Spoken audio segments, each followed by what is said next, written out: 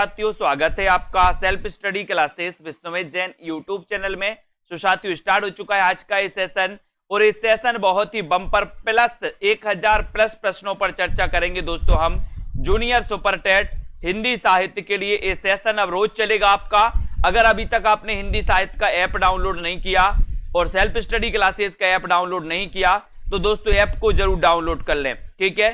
साथ ही दोस्तों self study classes app पर आपके लिए हिंदी साहित्य का एडेड जूनियर सुपर टेट का 20 मॉडल पेपर लॉन्च किए गए और ये 20 मॉडल पेपर 100 नंबर हिंदी के होंगे दोस्तों, जो मात्र 350 में आप इस मॉडल पेपर की प्रैक्टिस कर सकते हैं। जिन भी साथियों को दोस्तों जूनियर सुपर टेट की प्रैक्टिस करना है मॉडल पेपर की, वो आज ही सेल्फ स्टडी क्लासेस में जाकर इस कोर्स में एडमिशन ले सकते हैं, ठीक है। साथ ही दोस्तों हिंदी साहित्य की डेली टेस्ट सीरीज लॉन्च की गई जो कि 1 साल के लिए रहेगी। रोज सुबह 8 बजे इसमें आपको एक टेस्ट डेली मिलेगा 365 दिन के लिए। इसमें आप सब्सक्रिप्शन चाहते हैं तो आप दोस्तों ले सकते हैं एडमिशन और अपना अध्ययन बहुत अच्छा और मजबूत बना सकते हैं। आज से दोस्तों अपन आदिकाल से टॉपिक वाइज कुछ प्रश्नों पर चर्चा करेंगे आपके एग्जाम की दृष्टि से। आज का आपका पहला प्रश्न आपके सामने है, फटाफट से, बिल्कुल सरल क्वेश्चन है, सिर्फ आपको बताते जाना है। बताइए, हिंदी साहित्य की दीर्घकालीन गाथा को सूत्रबद्ध रूप से स्पष्ट करने का सर्वप्रथम प्रयास किसने किया? बताइए। प्रश्न अच्छा है, सभी को बताना है, एक बार लाइक भी करना है। हिंदी साहित्य, बताइए, हिंदी साहित्य की दीर्घकालीन गाथा को सूत्रबद्ध रूप से स्पष्ट करने का सर्वप्रथम प्रयास किसने किया? ये आपका क्वेश्चन है। टेलीग्राम ग्रुप का नाम है IAS स्टडी ट्रिक, ठीक है।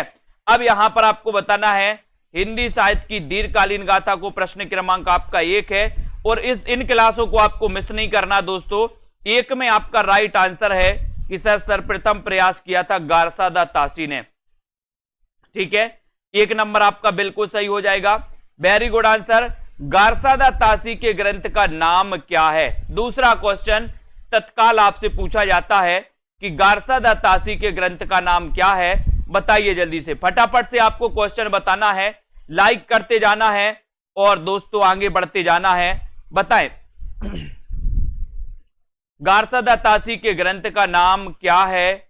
ये प्रश्न क्रमांक आपका 2 है और 2 में आपने बताया है कि सर इनके ग्रंथ का नाम है इस्तबारदा ललितुतुर एंदु हिंदुस्तानी, यानी बी नंबर। अब आपको बताना कि ये दोस्तों कितने भागों में प्रकाशित हुआ और कब कब हुआ। राम कुमार वर्मा ने इनका दूसरा भाग जो है ये कब प्रकाशित माना है, इसका आंसर भी आपको बताना है। एक और क्वेश्चन है, इस्तबारदा ललितुतुर एंदु हिंदुस्तानी ग्रंथ किस भाषा में लिखा गया? पूरे प्रश्न आपको अच्छे से पढ़ना है, अपन बिल्कुल शुरुआत से पढ़ रहे हैं, बहुत बढ़िया अध्ययन कर रहे हैं। प्रश्न क्रमांक 3 का आंसर बताना है आपको। हिंदी, फ्रेंच, अंग्रेजी या फिर उर्दू, यानी कि 3 नंबर का सभी लोग बताएंगे।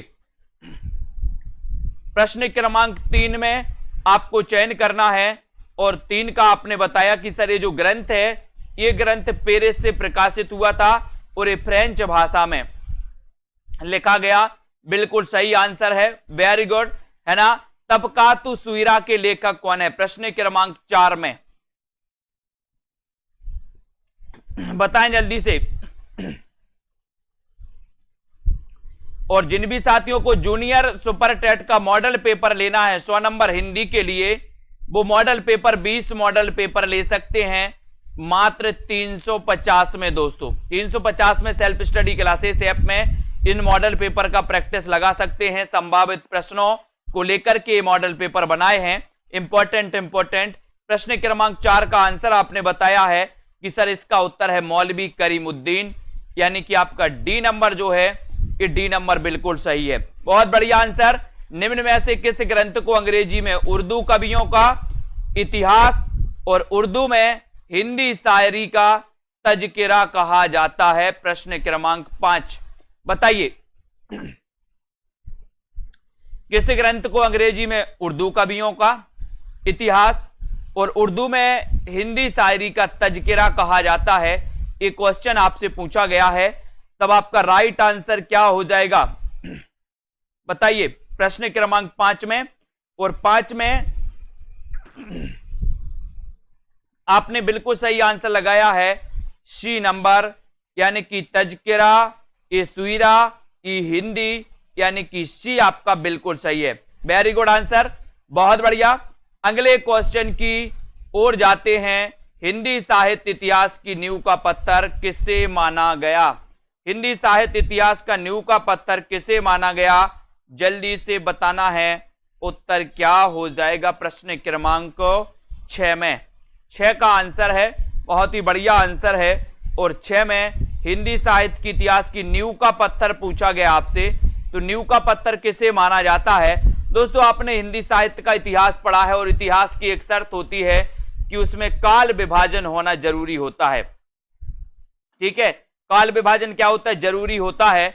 तो काल विभाजन के आधार पर जो प्रमुख ग्रंथ या प्रथम ग्रंथ माना जाता है जिसे नींव का पत्थर कहें, तो वो हो जाएगा कौन सा? The modern vernacular literature of Hindustan, यानी कि आपका 1 नंबर बिल्कुल सही है। ठीक है, वेरी गुड आंसर। हिंदी साहित्य का प्रथम इतिहास ग्रंथ माना गया, किसे माना गया बताइए? प्रथम इतिहास ग्रंथ किसे माना गया? प्रश्न क्रमांक 7 में इन क्वेश्चनों को आपको फटाफट से हल करते जाना है। हिंदी साहित्य का प्रथम इतिहास ग्रंथ किसे माना गया? प्रश्न क्रमांक 7 है, अच्छा क्वेश्चन है और साथ में आपका सीधा आंसर जा रहा है। हिंदी साहित्य का प्रथम इतिहास ग्रंथ किसे माना जाता है? तो हिंदी साहित्य का जो प्रथम इतिहास ग्रंथ माना जाता है वो इस्तवारदा ललितुत्र एंदु हिंदुस्तानी माना जाता है। दोस्तों, ये नंबर आपका ये हिंदी साहित्य का प्रथम इतिहास ग्रंथ माना जाता है। ठीक है, तो यहां पर आपका उत्तर हो जाएगा 1 नंबर। ठीक है, 1 नंबर आपका बिल्कुल सही है, वेरी गुड। हिंदी कवियों का प्रथम वृत्त संग्रहकार कौन है? प्रश्न क्रमांक 8 का आंसर आपको चयन करना है। 8 में आपका राइट आंसर क्या होता है? एक बार वीडियो को लाइक करके अपने मित्रों तक शेयर जरूर कर दो और सेल्फ स्टडी क्लासेस ऐप को डाउनलोड जरूर कर लो साथियों। जल्दी से बताएं प्रश्न क्रमांक 8 में आपका राइट आंसर क्या है? और प्रश्न क्रमांक 8 का आंसर, हिंदी कवियों का प्रथम वृत्त संग्रहकार किसे माना जाता है? ये आपका क्वेश्चन है और सीधा आंसर आपका 8 में जा रहा है कि सर वो माना जाता है किसको? शिव सेंगर को, यानी कि आपका जो सी नंबर है ये बिल्कुल सही है। इनके ग्रंथ का नाम आपको बताना है, शिव सेंगर का ग्रंथ कौन सा है बताइए। और ये प्रश्न क्रमांक 9 है कि हिंदी साहित्य इतिहास लेखन में सबसे पहले काल विभाजन, प्रवृत्ति निरूपण और मूल्यांकन किसने किया? बहुत अच्छे प्रश्न हैं, आपसे बनेंगे और आपसे बनने भी चाहिए। ये क्वेश्चन हमेशा पूछे जाते हैं दोस्तों, तो बताएं, फटाक से चयन करें। हिंदी साहित्य इतिहास लेखन में सबसे पहले काल विभाजन किसने किया? काल विभाजन किसने किया बताइए। और आपका सीधा आंसर यहां पर जा रहा है, क्या जा रहा है? आंसर आपका जा रहा है प्रश्न क्रमांक 9 में डॉक्टर ग्रियर्सन, यानी कि आपका जो डी नंबर है, डी नंबर ये बिल्कुल सही हो जाएगा। ठीक है, ये आपका डी नंबर बिल्कुल सही है, बहुत बढ़िया आंसर, ग्रियर्सन आपका राइट आंसर है। अगले क्वेश्चन की ओर आते हैं। आपको बताना यहां पर एशियाटिक सोसाइटी ऑफ बंगाल की पत्रिका के विशेषांक सन 1888 ईस्वी में किस ग्रंथ का प्रकाशन हुआ? किस ग्रंथ का प्रकाशन हुआ बताइए। डॉक्टर ग्रियर्सन कृत मॉडर्न वर्नाकुलर का, या आचार्य शुक्ल कृत हिंदी साहित्य के इतिहास का, या फिर डॉक्टर गणपति चंद्र गुप्त कृत हिंदी साहित्य का वैज्ञानिक इतिहास, या फिर हिंदी साहित्य का आलोचनात्मक इतिहास? बताएं 1888 में किस ग्रंथ का प्रकाशन हुआ है? कौन कौन सही आंसर बता रहा है? ये तो सभी को पता है कि सर डॉक्टर ग्रियर्सन के जो modern vernacular literature of Hindustan है ये ग्रियर्सन का ग्रंथ है,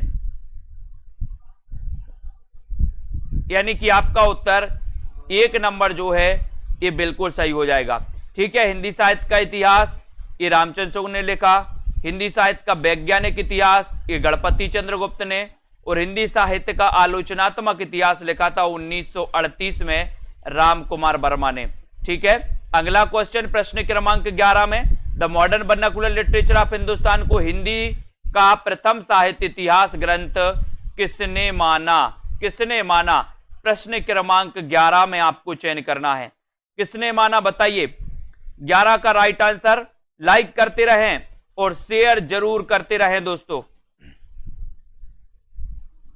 किसने माना है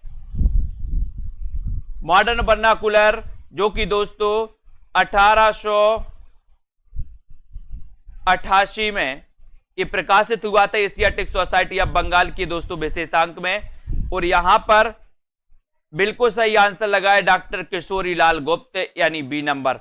वेरी गुड, बिल्कुल सही आंसर है, बी नंबर आपका राइट आंसर है। इन्होंने प्रथम साहित्य इतिहास ग्रंथ किसने माना है, तो किशोरी लाल गुप्त ने। हिंदी साहित्य के इतिहास का प्रस्थान बिंदु किससे कहा गया, हिंदी साहित्य के इतिहास का प्रस्थान बिंदु किसे कहा जाता है। प्रश्न क्रमांक 12 में आपको चयन करना है हिंदी साहित्य के इतिहास का। एक क्वेश्चन आता है दोस्तों, बहुत ही इंपॉर्टेंट क्वेश्चन है प्रश्न क्रमांक 12 में। और 12 का आपका राइट आंसर क्या हो जाएगा, 12 का चयन करना है, करिए चयन 12 में। नीचे लिंक दिए हिंदी साहित्य के ऐप की, तो हिंदी साहित्य का ऐप आप लोग डाउनलोड कर सकते हैं दोस्तों, है ना। स्पेशल हिंदी साहित्य विषय के लिए ऐप बनवाया गया। और यहां पर प्रस्थान बिंदु किसे कहा जाता है, तो वो कहा जाता है शिव सिंह सरोज को, जो कि शिव सिंह सेंगर की रचना है, यानी कि आपका दोस्तों सी नंबर बिल्कुल सही। Very good. डॉक्टर ग्रियर्सन ने अपने साहित्य इतिहास ग्रंथ लेखन में सर्वाधिक सहायता किससे दी, किससे दी सर्वाधिक सहायता डॉक्टर ग्रियर्सन ने। प्रश्न क्रमांक 13 का आंसर बताइए।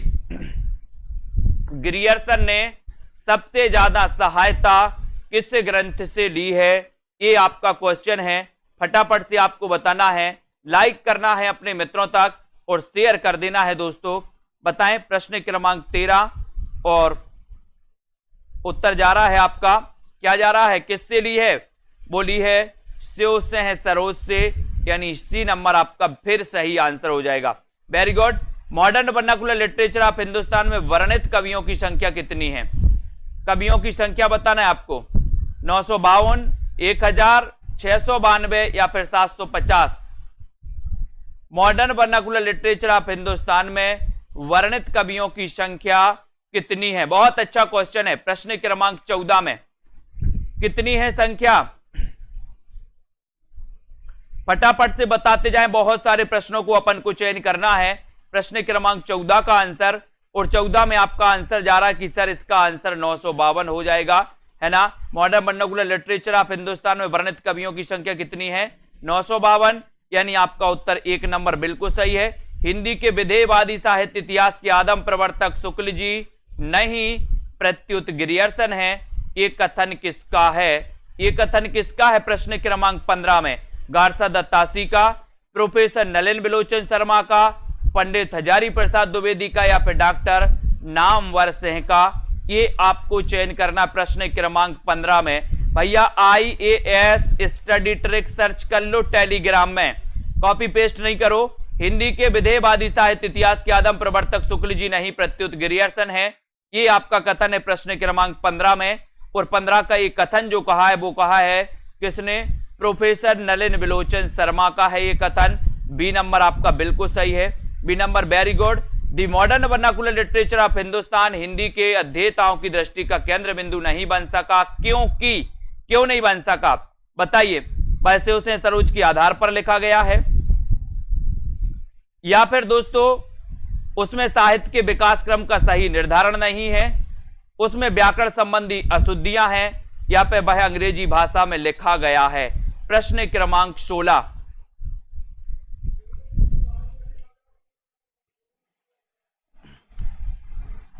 क्या कारण है, 16 का आंसर बताना है Anurag Yadav ji. Very good answer, वह अंग्रेजी भाषा में लिखा गया है, यानी कि डी आपका बिल्कुल सही। Very good. मिश्र बंधुओं में कौन सा नाम सम्मिलित नहीं है, प्रश्न क्रमांक 17।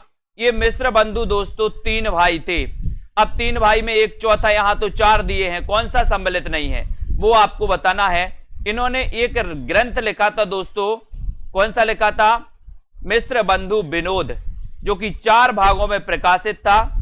1913 में इसके 3 भाग प्रकाशित हुए थे, फिर चौथा भाग 1934 में प्रकाशित हुआ था, है ना। और मिश्र बंधुओं ने दोस्तों हिंदी साहित्य के आदि काल को आरंभिक काल नाम दिया था। यहां पर आपका 17 का आंसर आपको चयन करना है और सीधा आंसर आपका जा रहा कि सर कृष्ण बिहारी ये मिश्र बंधु में शामिल नहीं थे, यानी डी आपका राइट आंसर है। Very good answer. सिर्फ आपको उत्तर बताना है फटाफट से, ठीक है। सिर्फ अपन पढ़ रहे हैं मिश्र बंधु विनोद में हिंदी साहित्य के इतिहास को कितने भागों में दोस्तों विभाजित किया गया, ये जल्दी से बताइए। राइट आंसर क्या है फटाक से बताएं।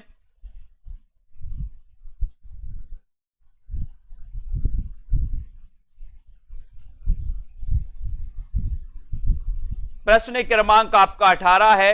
18 का आंसर बताना है और सीधा आंसर जा रहा है कि सर अगर आप कहोगे 18 में मिश्र बंधु विनोद में हिंदी साहित्य के इतिहास को कितने कालों में विभाजित किया गया। अब देखो यहां पर बहुत सारे लोग कंफ्यूज होंगे, यही तो क्वेश्चन है दोस्तों। 18 का आंसर 18 में बहुत सारे लोगों ने बी लगा दिया, 4 भागों में लगा दिया। बहुत बढ़िया, यहां पर भागों में नहीं पूछा था भैया, कालों में पूछा था। जिनको मैंने कई बार बताया उनने राइट बताया। यहां पर आपका आंसर ए नंबर है।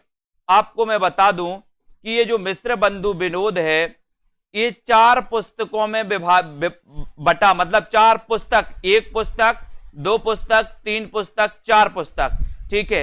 ये 4 पुस्तक इसकी प्रकाशित हुई। ये 3 पुस्तकें मान के चलो सरल भाषा में, पहली वाली भाषा में 3 पुस्तकें 1913 में प्रकाशित हुई और ये चौथी पुस्तक इनकी 1934 में भाई। लेकिन याद रखते ना ये पूरा एक ग्रंथ है मान के चलो। इस ग्रंथ में हिंदी साहित्य के इतिहास को 5 कालों में, कितने कालों में, 5 कालों में विभाजित किया गया। यहां पर आपका उत्तर 1 नंबर सही है। कालों में पूछा गया था, भागों में नहीं पूछा। भाग 4 और काल 5, ठीक है। हिंदी नवरत्न के लेखक कौन है बताइए। प्रश्न क्रमांक 19 का आंसर 19 का बताइए।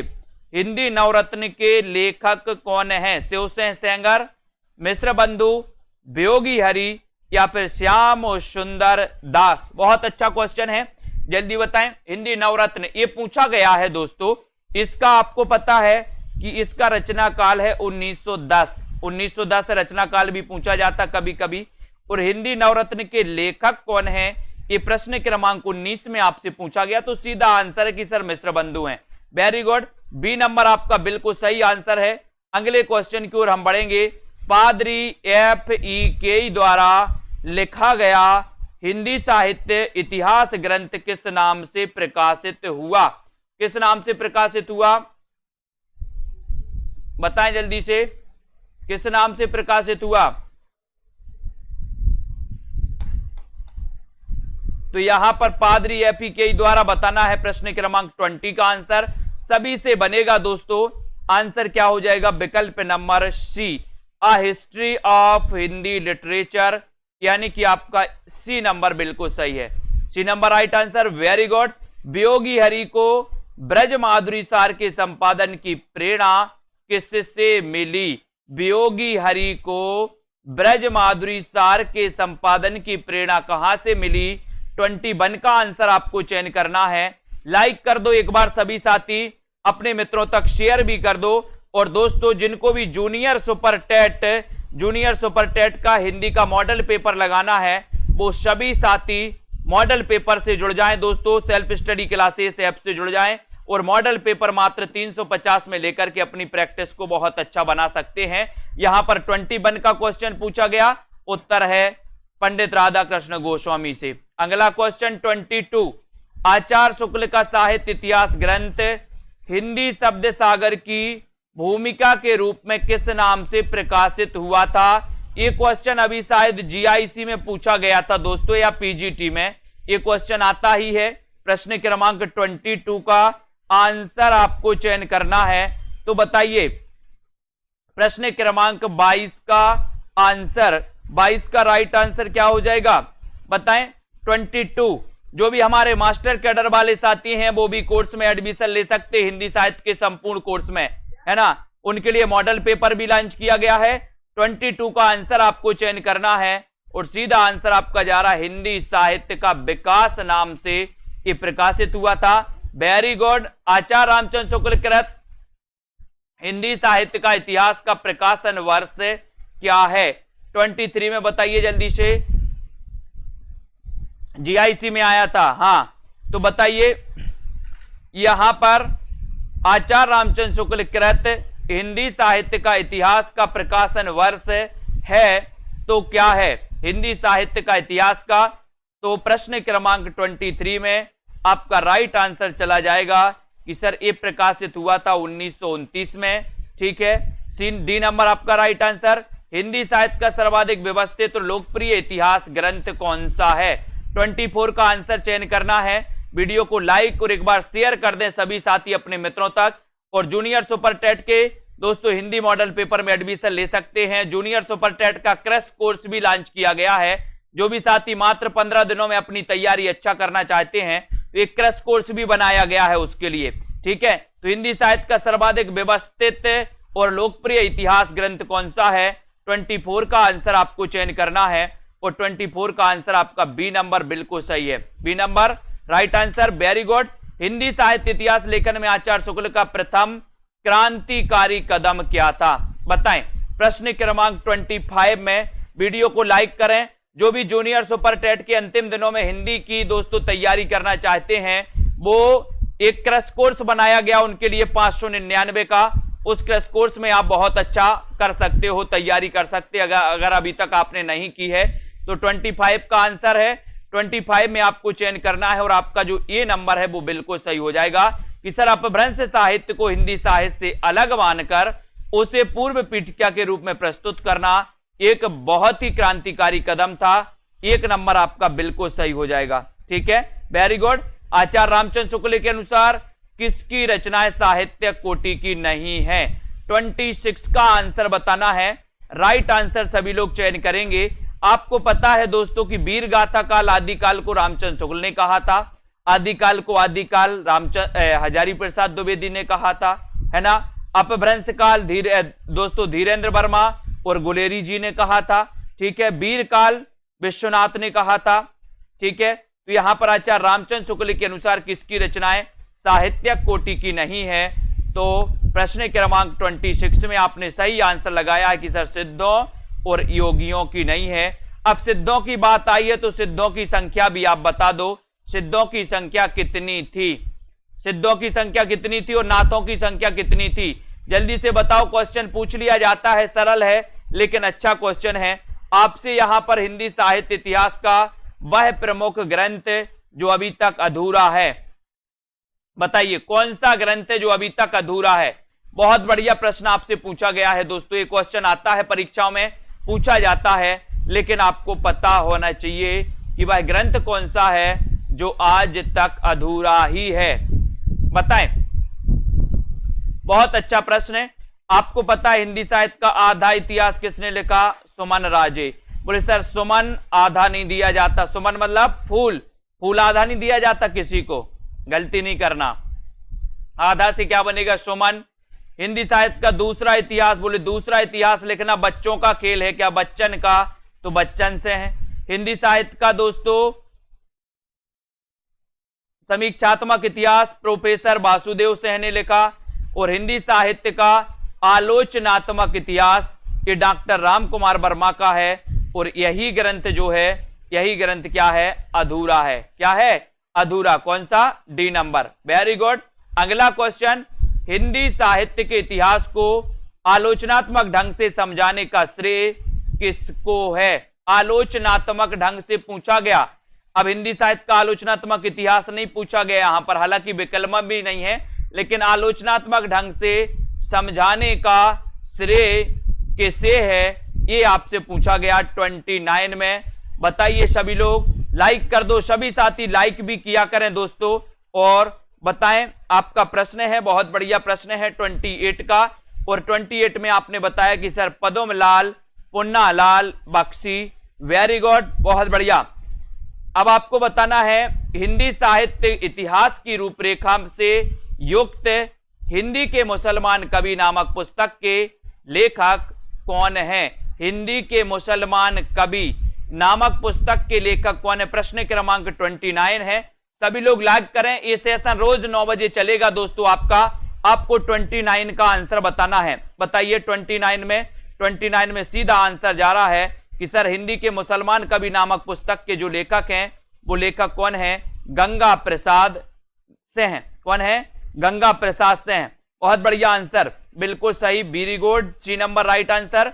किस साहित्य इतिहास ग्रंथ को आधुनिक साहित्य संपत्ति का बीजक कहा गया? बहुत बढ़िया प्रश्न है। 30 नंबर। किस साहित्य इतिहास ग्रंथ को आधुनिक साहित्य संपत्ति का बीजक कहा गया है? ये क्वेश्चन है आपका। नीचे लिंक दी है हिंदी साहित्य के ऐप की, तो ऐप को सभी लोग डाउनलोड कर सकते हैं। प्रश्न क्रमांक 30 में आपका उत्तर चला जाएगा डी नंबर, यानी कि हिंदी पुस्तक साहित्य माता प्रसाद गुप्त। माता प्रसाद गुप्त, इसको दोस्तों आधुनिक साहित्य संपत्ति का बीजक कहा जाता है। किस ग्रंथ को कहा जाता है? हिंदी पुस्तक साहित्य। बोले हिंदी पुस्तक तो हमारी माता है तो ये माता प्रसाद गुप्त जी का ग्रंथ है। अगला क्वेश्चन, किसने अपने इतिहास ग्रंथ में साहित्य के विकास के साथ साथ संवेदना के विकास को भी रेखांकित किया है? किसने किया है अपने इतिहास में? प्रश्न क्रमांक 31 का आंसर। लाइक करते हुए आगे बढ़ेंगे दोस्तों और बताते जाए फटाफट से। एक बढ़िया प्रैक्टिस आपकी रहेगी, है ना। यहां पर 31 में अपना टारगेट 1000 प्लस प्रश्नों पर अपन चर्चा करेंगे और जो भी साथी यहां पर 31 का आंसर बताएगा उसका आंसर हो जाएगा 1 नंबर, यानी कि डॉक्टर राम स्वरूप चतुर्वेदी। ये नंबर आपका बिल्कुल सही है। वेरी गुड, बहुत बढ़िया। अगला क्वेश्चन, हिंदी साहित्य के इतिहास में काल विभाजन का सबसे पहले प्रयास किसने किया? एक बढ़िया क्वेश्चन आपसे पूछा गया, सबसे बनेगा, सभी लोग बताएंगे काल विभाजन का सबसे पहले प्रयास किसने किया? गारसा तासी ने, डॉक्टर ग्रियर्सन ने, रामचंद्र शुक्ल ने, या फिर मिश्र बंधुओं ने? बताइए अरविंद यादव जी। 32 का आंसर, और 32 में आपका सीधा सीधा जा रहा है कि सर काल विभाजन तो ग्रियर्सन ने किया है। सब सर्वप्रथम डॉक्टर ग्रियर्सन ने अपने साहित्य इतिहास ग्रंथ में आरंभिक काल को कौन सा नाम दिया? बहुत बढ़िया क्वेश्चन, बताएं। हिंदी साहित्य इतिहास ग्रंथ में आरंभिक काल को कौन सा नाम दिया है? आदिकाल, चारण काल, प्रारंभिक काल, चारण काल, या फिर वीरगाथा काल? क्या नाम दिया 33 में? 33 का बताइए और लाइक जरूर करिए। आप लोग लाइक नहीं करते हो, है ना। 33 में आपको बताना, गुरु दक्षिणा दे के नहीं जाते हो। गुरु दक्षिणा में कम से कम लाइक करके ही जाया करो आप लोग। 33 का आंसर, राइट आंसर है चारण काल, यानी C number. 3 number right answer, very good. George Grierson ने हिंदी साहित्य का आरंभ कब से माना? कब से माना बताइए? 6वीं सदी से, 7वीं से, 8वीं से, या फिर 9वीं सदी से? 34 का आंसर, वेरी गुड, बहुत बढ़िया आंसर आ रहा है आप लोगों का कि जॉर्ज ग्रियर्सन ने हिंदी साहित्य का आरंभिक जो आरंभ है वो कब से माना है। ये आपसे क्वेश्चन पूछा गया और सीधा आंसर है 8वीं सदी से। कब से माना? 8वीं सदी, यानी C number. The modern vernacular literature of Hindustan के किस अध्याय में काल विभाजन का स्पष्ट निर्देश है? ये दोस्तों जो ये ग्रंथ है ये 1888 में प्रकाशित हुआ, ठीक है, और इसमें सबसे पहले काल विभाजन किया गया। अंग्रेजी भाषा में प्रकाशित हुआ, है ना। बंगाल की एशियाटिक सोसाइटी आप दोस्तों इसके पत्रिका के विशेषांक में प्रकाशित हुआ। लेकिन आपको इसमें बताना कि काल विभाजन का जो स्पष्ट निर्देश दिया है वो कौन से अध्याय में दिया है, ये आपको बताना है। 35 का आंसर है आपका कि सर 12वें अध्याय में। कौन से अध्याय में? 12वें अध्याय, यानी आपका उत्तर डी नंबर जो लगाया है। बहुत बढ़िया आशा जोशी जी, वेरी गुड। हिंदी साहित्य के आदिकाल को आरंभिक काल नाम से अभिहित किसने किया? बहुत अच्छा क्वेश्चन है। आरंभिक काल और प्रारंभिक काल, मैंने कई बार आपको बताया। आरंभिक काल मिश्र बंधुओं ने, प्रारंभिक काल गणपति चंद्रगुप्त ने। अब 36 का आंसर आपको चयन करना है और सीधा आंसर जा रहा है कि सर आरंभिक काल जो नाम दिया है वो दिया है किसने? मिश्र बंधुओं ने। यानी कि आपका जो 1 नंबर है, ये 3 भाई थे, तीनों भाइयों के नाम लिखिए कमेंट में जल्दी से। 1 नंबर आपका मिश्र बंधु राइट। मिश्र बंधुओं द्वारा किए गए काल विभाजन के अंतर्गत अज्ञात काल का उल्लेख है। इसमें किसमें है अज्ञात काल का उल्लेख? 37 का आंसर यहां पर बताना है। अज्ञात काल का उल्लेख है दोस्तों उन कवियों का विवरण है जिनका निश्चित समय ज्ञात नहीं है। ठीक है, यानी बी नंबर यहां पर सही हो जाएगा। अगला क्वेश्चन 38 का आंसर बताइए आप लोग। तो हिंदी साहित्य इतिहास ग्रंथों में काल विभाजन के लिए कितनी पद्धतियां हैं? बहुत बढ़िया क्वेश्चन। काल विभाजन के लिए कितनी पद्धतियां हैं? उन पद्धतियों के नाम भी आपको कमेंट में लिखना है, कौन कौन सी पद्धतियां हैं। एक अच्छा क्वेश्चन आपसे पूछा गया 38 में, बताइए। लाइक करिए फटाक से, शेयर कर दीजिए अपने मित्रों तक। हिंदी साहित्य इतिहास ग्रंथों में काल विभाजन के लिए कितनी पद्धतियां हैं? प्रश्न क्रमांक 38, और 38 का आंसर हो जाएगा कि सर ये 4 पद्धतियां हैं। कितनी? 4 पद्धतियां हैं। नाम लिखिए फटाक से कौन कौन सी 4 पद्धतियां हैं। और यहां पर अगला ही क्वेश्चन पूछा गया, FEKE ने अ हिस्ट्री ऑफ हिंदी लिटरेचर में हिंदी साहित्य इतिहास को कितने कालों में विभक्त किया है? कितने कालों में विभक्त किया बताइए? 4, 5, 6 या फिर 7? बताएं। प्रश्न क्रमांक 39 में बताना है कि FEKE ने अ हिस्ट्री ऑफ हिंदी लिटरेचर में हिंदी साहित्य को कितने कालों में दोस्तों विभक्त किया? तब आपका उत्तर आया है कि सर 4 कालों में। कितने कालों में FEKE ने? 4 कालों में, यानी कि 1 नंबर आपका बिल्कुल सही है। बहुत बढ़िया। अगला क्वेश्चन, किसने हिंदी की शैशव अवस्था के वृत्तों का वर्णन करने के उपरांत काल विभाजन का आधार हिंदी साहित्य में उठने वाले महत्वपूर्ण आंदोलनों को दोस्तों बनाया? काल विभाजन का आधार जो है, आंदोलनों को बनाने वाले जो विद्वान हैं वो विद्वान कौन है? उन विद्वान का नाम आपको बताना है। प्रश्न क्रमांक 40 में बताइए किसने बनाया? बहुत अच्छा क्वेश्चन है। 40 का आंसर आपको चयन करना है। और जितने भी हमारे साथी हैं दोस्तों सभी लोग लाइक जरूर करें और सेल्फ स्टडी क्लासेस ऐप को डाउनलोड कर लें। प्रश्न क्रमांक 40 का आंसर आपका बिल्कुल सही है कि सर आंसर डी नंबर लगा दो। डी मैंने आंसर लगा दिया, बिल्कुल right answer, very good, D आपका सही है। किस साहित्य इतिहासकार ने जनता की चित्तवृत्तियों को काल विभाजन का आधार बनाया? बहुत बढ़िया प्रश्न है और बहुत बढ़िया आंसर आना चाहिए। जनता की चित्तवृत्तियों को काल विभाजन का आधार बनाने वाले विद्वान कौन है? बताएं, जल्दी से बताएं। किस साहित्य इतिहासकार ने जनता की चित्तवृत्ति को काल विभाजन का आधार बनाया है? प्रश्न क्रमांक 41 का आंसर आपको चयन करना है।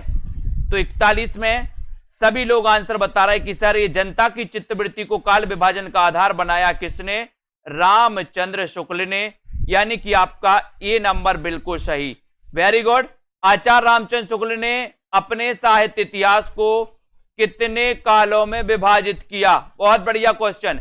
शुक्ल ने कितने कालों में विभाजित किया साहित्य इतिहास को? इनका एक ग्रंथ है, कौन सा? हिंदी साहित्य का इतिहास, सभी को पता है। अब इस हिंदी साहित्य के इतिहास में हिंदी साहित्य को कितने कालखंडों में विभाजित किया है? ये प्रश्न क्रमांक 42 का आंसर बताना है। देखते हैं कौन कौन सही उत्तर बताता है।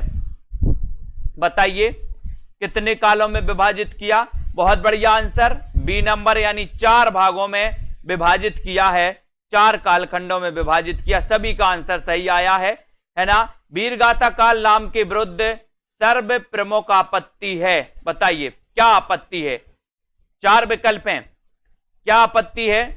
जिन ग्रंथों के आधार पर यह नामकरण किया है उनमें धार्मिकता का प्राधान्य है, उनमें श्रृंगार रस भी है, उनमें कुछ आप्राप और कुछ परवर्ती काल की रचनाएं हैं, या उनमें हठयोग की प्रधानता है।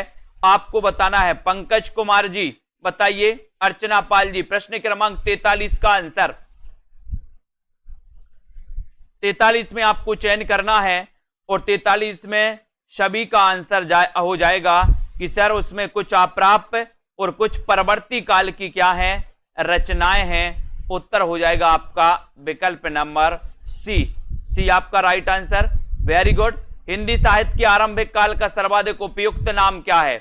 सर्वाधिक उपयुक्त नाम क्या है? साथ ही आपको बताना है यहां पर कि वीरगाथा काल किसने कहा, सिद्ध सामंत काल किसने कहा, आदिकाल किसने कहा, चारण काल किसने कहा। तो यहां पर सर्वाधिक उपयुक्त नाम बताइए। सबसे पहले तो सर्वाधिक उपयुक्त नाम क्या है, ये क्वेश्चन आपसे पूछा गया, तब आपने सीधा लगाया कि सर आदिकाल ये सर्वाधिक उपयुक्त है। सिद्ध सामंत काल राहुल सांकृत्यायन ने कहा, वीरगाथा काल रामचंद्र शुक्ल ने कहा, चारण काल दोस्तों गिरियर्सन ने कहा और रामकुमार वर्मा ने भी कहा।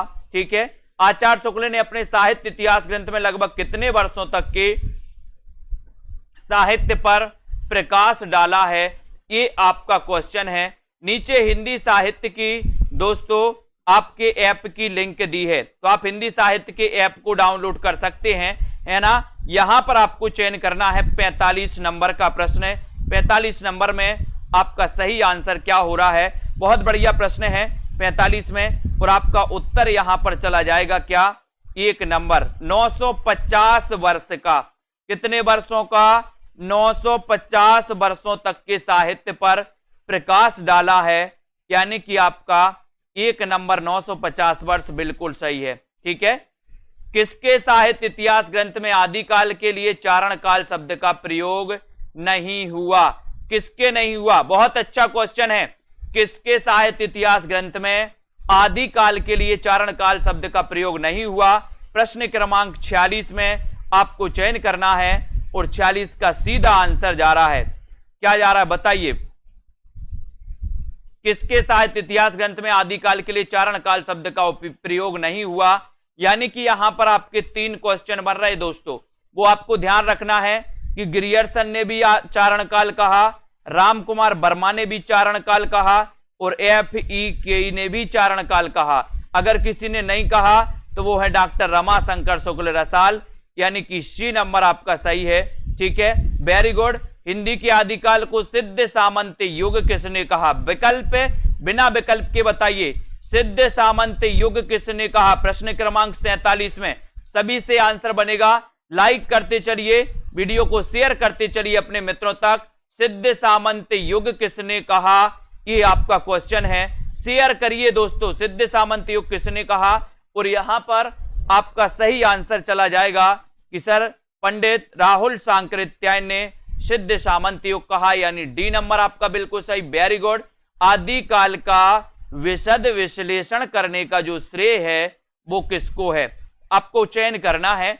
आदिकाल का विशद विश्लेषण करने का श्रेय किसको है, हजारी प्रसाद द्विवेदी को, नंदुलाल वाजपेयी, रामकुमार वर्मा, या फिर अयोध्या सिंह उपाध्याय हरिऔध।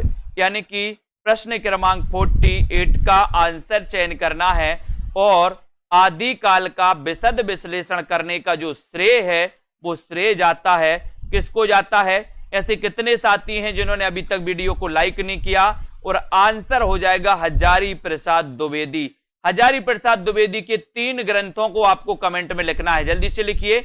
आदिकाल की सीमा अवधि क्या है, सीमा अवधि बताइए, 6वीं शताब्दी से 9वीं शताब्दी तक, या फिर दोस्तों 7वीं शताब्दी से 17वीं शताब्दी तक, 8वीं से 11वीं, या 11वीं से 14वीं शताब्दी तक। प्रश्न क्रमांक 49 का आपको चयन करना है।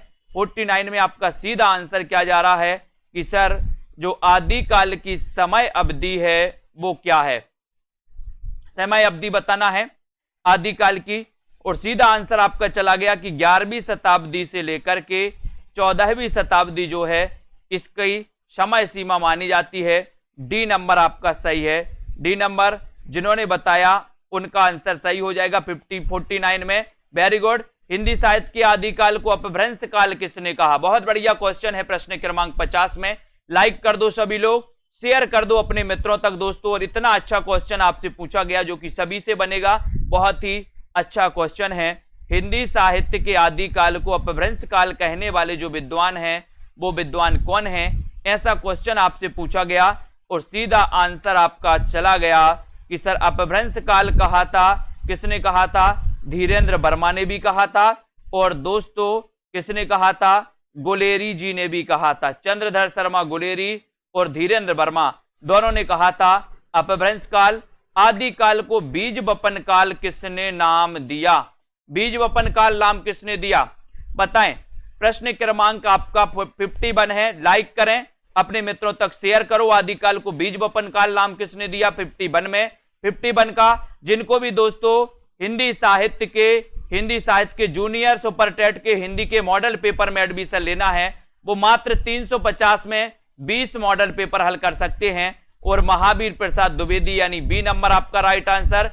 आदिकालीन साहित्य का प्रमुख रस है तो कौन सा है? प्रमुख रस कौन सा है आदिकालीन साहित्य का? शांत, करुण, हास्य या फिर वीर? यानी कि 52 का आंसर आपको चयन करना है। और आदिकालीन साहित्य का जो प्रमुख रस है वो रस है वीर। कौन सा है? वीर, यानी आपका सी नंबर बिल्कुल सही है। सी नंबर आपका राइट आंसर है। आचार्य रामचंद्र शुक्ल ने आदिकाल के तृतीय प्रकरण में किसका विवेचन किया? आदिकाल के तृतीय प्रकरण में बताना है आपको, बताएं किसका किया है। प्रश्न क्रमांक 53 का आंसर, और 53 में आपका आंसर क्या हो जाएगा देखते हैं। बहुत सारे लोग गलत बताएंगे इस क्वेश्चन को, थोड़ा सा घुमा के पूछा गया है लेकिन क्वेश्चन बड़ा अच्छा है कि आचार्य रामचंद्र शुक्ल ने आदिकाल के तृतीय प्रकरण में किसका विवेचन किया है? कौन कौन सही बता रहा? प्रश्न क्रमांक 53 में बहुत सारे लोग गलत बताएंगे मुझे पता है, और बहुत सारे लोगों ने सही आंसर लगाया कि सर वीर गाथा काव्य का इन्होंने क्या किया है। यहां पर आदिकाल के पूछा गया था, आदिकाल के तृतीय प्रकरण में, है ना, हिंदी साहित्य के तृतीय प्रकरण नहीं पूछा, तो आपका सी नंबर यहां पर बिल्कुल सही है।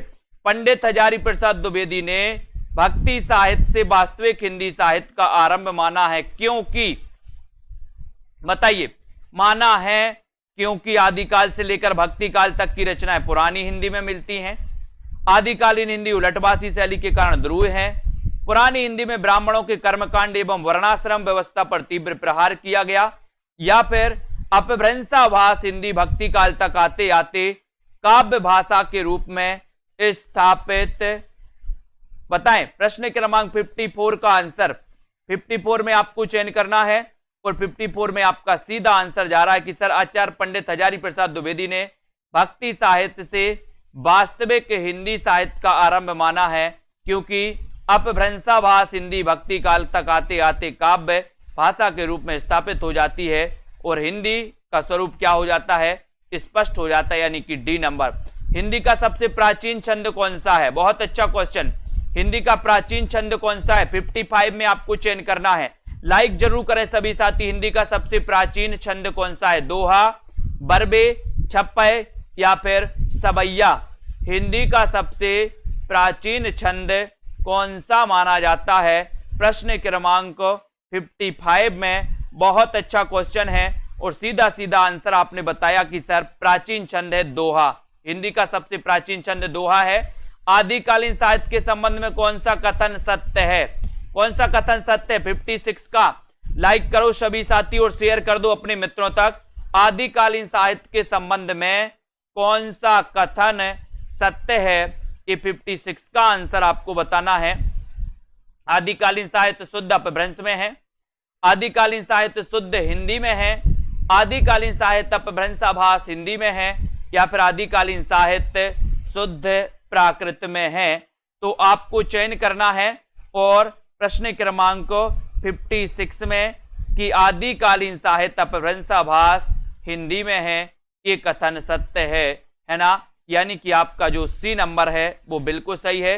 अपभ्रंश को पुरानी हिंदी मानते हुए हिंदी साहित्य का आरंभ 7वीं 8वीं सदी किसने माना है? 57 में आपको चयन करना है। अपभ्रंश को पुरानी हिंदी मानते हुए हिंदी साहित्य का आरंभ 7वीं 8वीं सदी किसने माना है? ये प्रश्न आपको कमेंट में लिखना है अपने, है ना। और दोस्तों इसी प्रकार से सभी साथी की भक्ति आंदोलन को ईसाइत की देन किसने माना है? जल्दी से आपको बताना है, कमेंट में लिखना है और लाइक कर देना है। भक्ति आंदोलन को ईसाइत की देन किसने माना है? ये आपको चयन करना है। चयन करिए, सभी साथी चयन करेंगे। भक्ति आंदोलन को ईसाइत की देन मानने वाले जो विद्वान हैं वो विद्वान कौन है? कौन बताएगा सबसे पहले? और सबसे पहले बताया है कि सर ईसाइत की जो देन माना है वो माना है किसने? ग्रियर्सन ने। किसने माना है? ग्रियर्सन। यानी आपका एक नंबर जो है वो बिल्कुल सही हो जाएगा, ये नंबर आपका राइट आंसर हो जाएगा। सभी लोगों ने बताया है, कमल जी, राणा जी, योगेंद्र जी, बहुत बढ़िया। भक्ति काव्य को भारतीय चिंतनधारा का दोस्तों स्वाभाविक विकास किसने माना है? बहुत बढ़िया प्रश्न। प्रश्न क्रमांक 2 का आंसर आपको चयन करना है। भक्ति काव्य को भारतीय चिंतन धारा का स्वाभाविक विकास किसने माना है? सभी से बनेगा, बताइए क्या हो जाएगा आपका राइट आंसर? भक्ति काव्य को भारतीय चिंतन धारा का स्वाभाविक विकास किसने माना है? प्रश्न क्रमांक 2 का आंसर, और 2 में आपका उत्तर हो जाएगा हजारी प्रसाद द्विवेदी। यानी कि आपका जो बी नंबर है वो बिल्कुल सही है, बी नंबर आपका राइट आंसर है।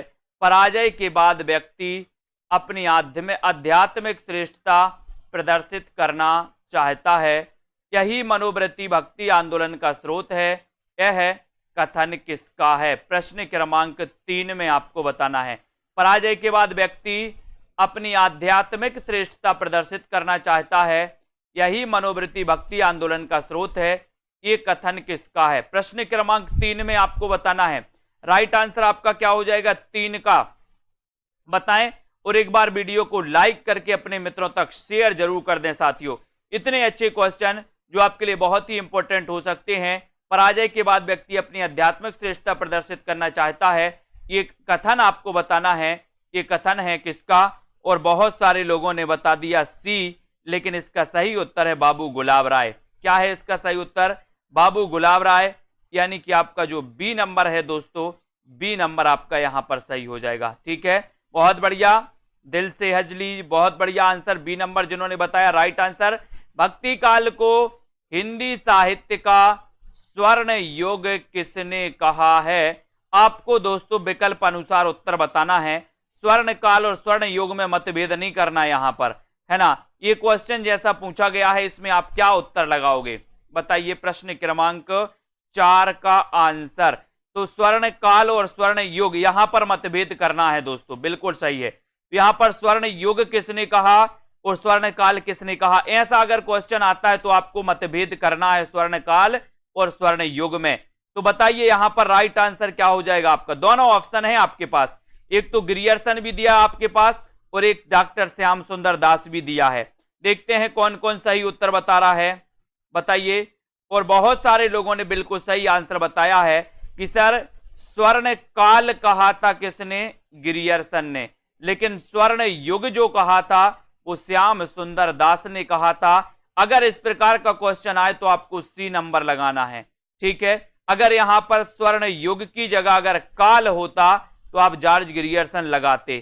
ठीक है, जॉर्ज ग्रियर्सन बोले काल के सामने गिरे, गिरे तो ग्रियर्सन, है ना। तो काल कहा किसने? जॉर्ज ग्रियर्सन ने।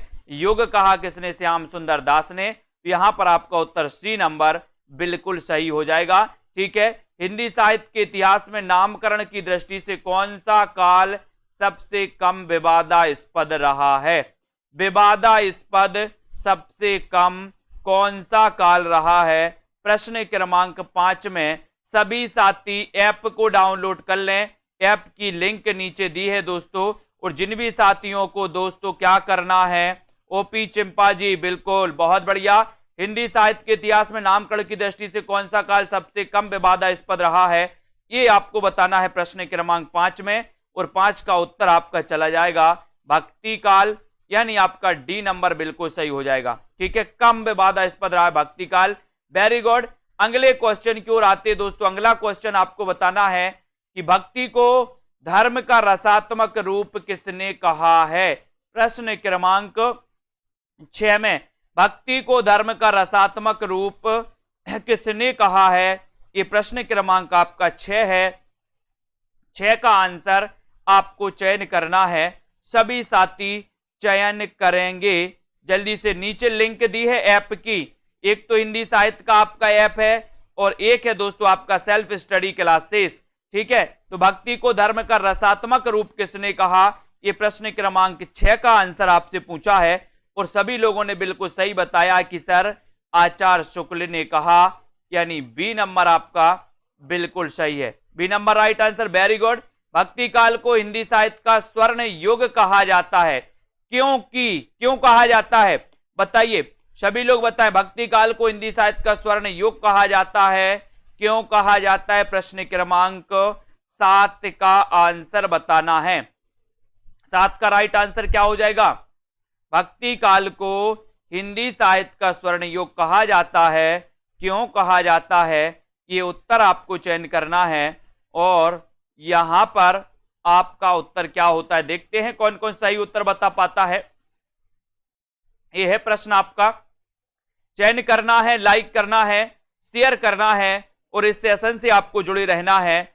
और यहां पर आपने उत्तर बता दिया बी, इस काल की रचना अत्यंत लोकप्रिय एवं उत्कृष्ट हैं, यानी कि बी नंबर आपका बिल्कुल सही है। ठीक है, बहुत बढ़िया, बी नंबर आपका राइट आंसर हो जाएगा।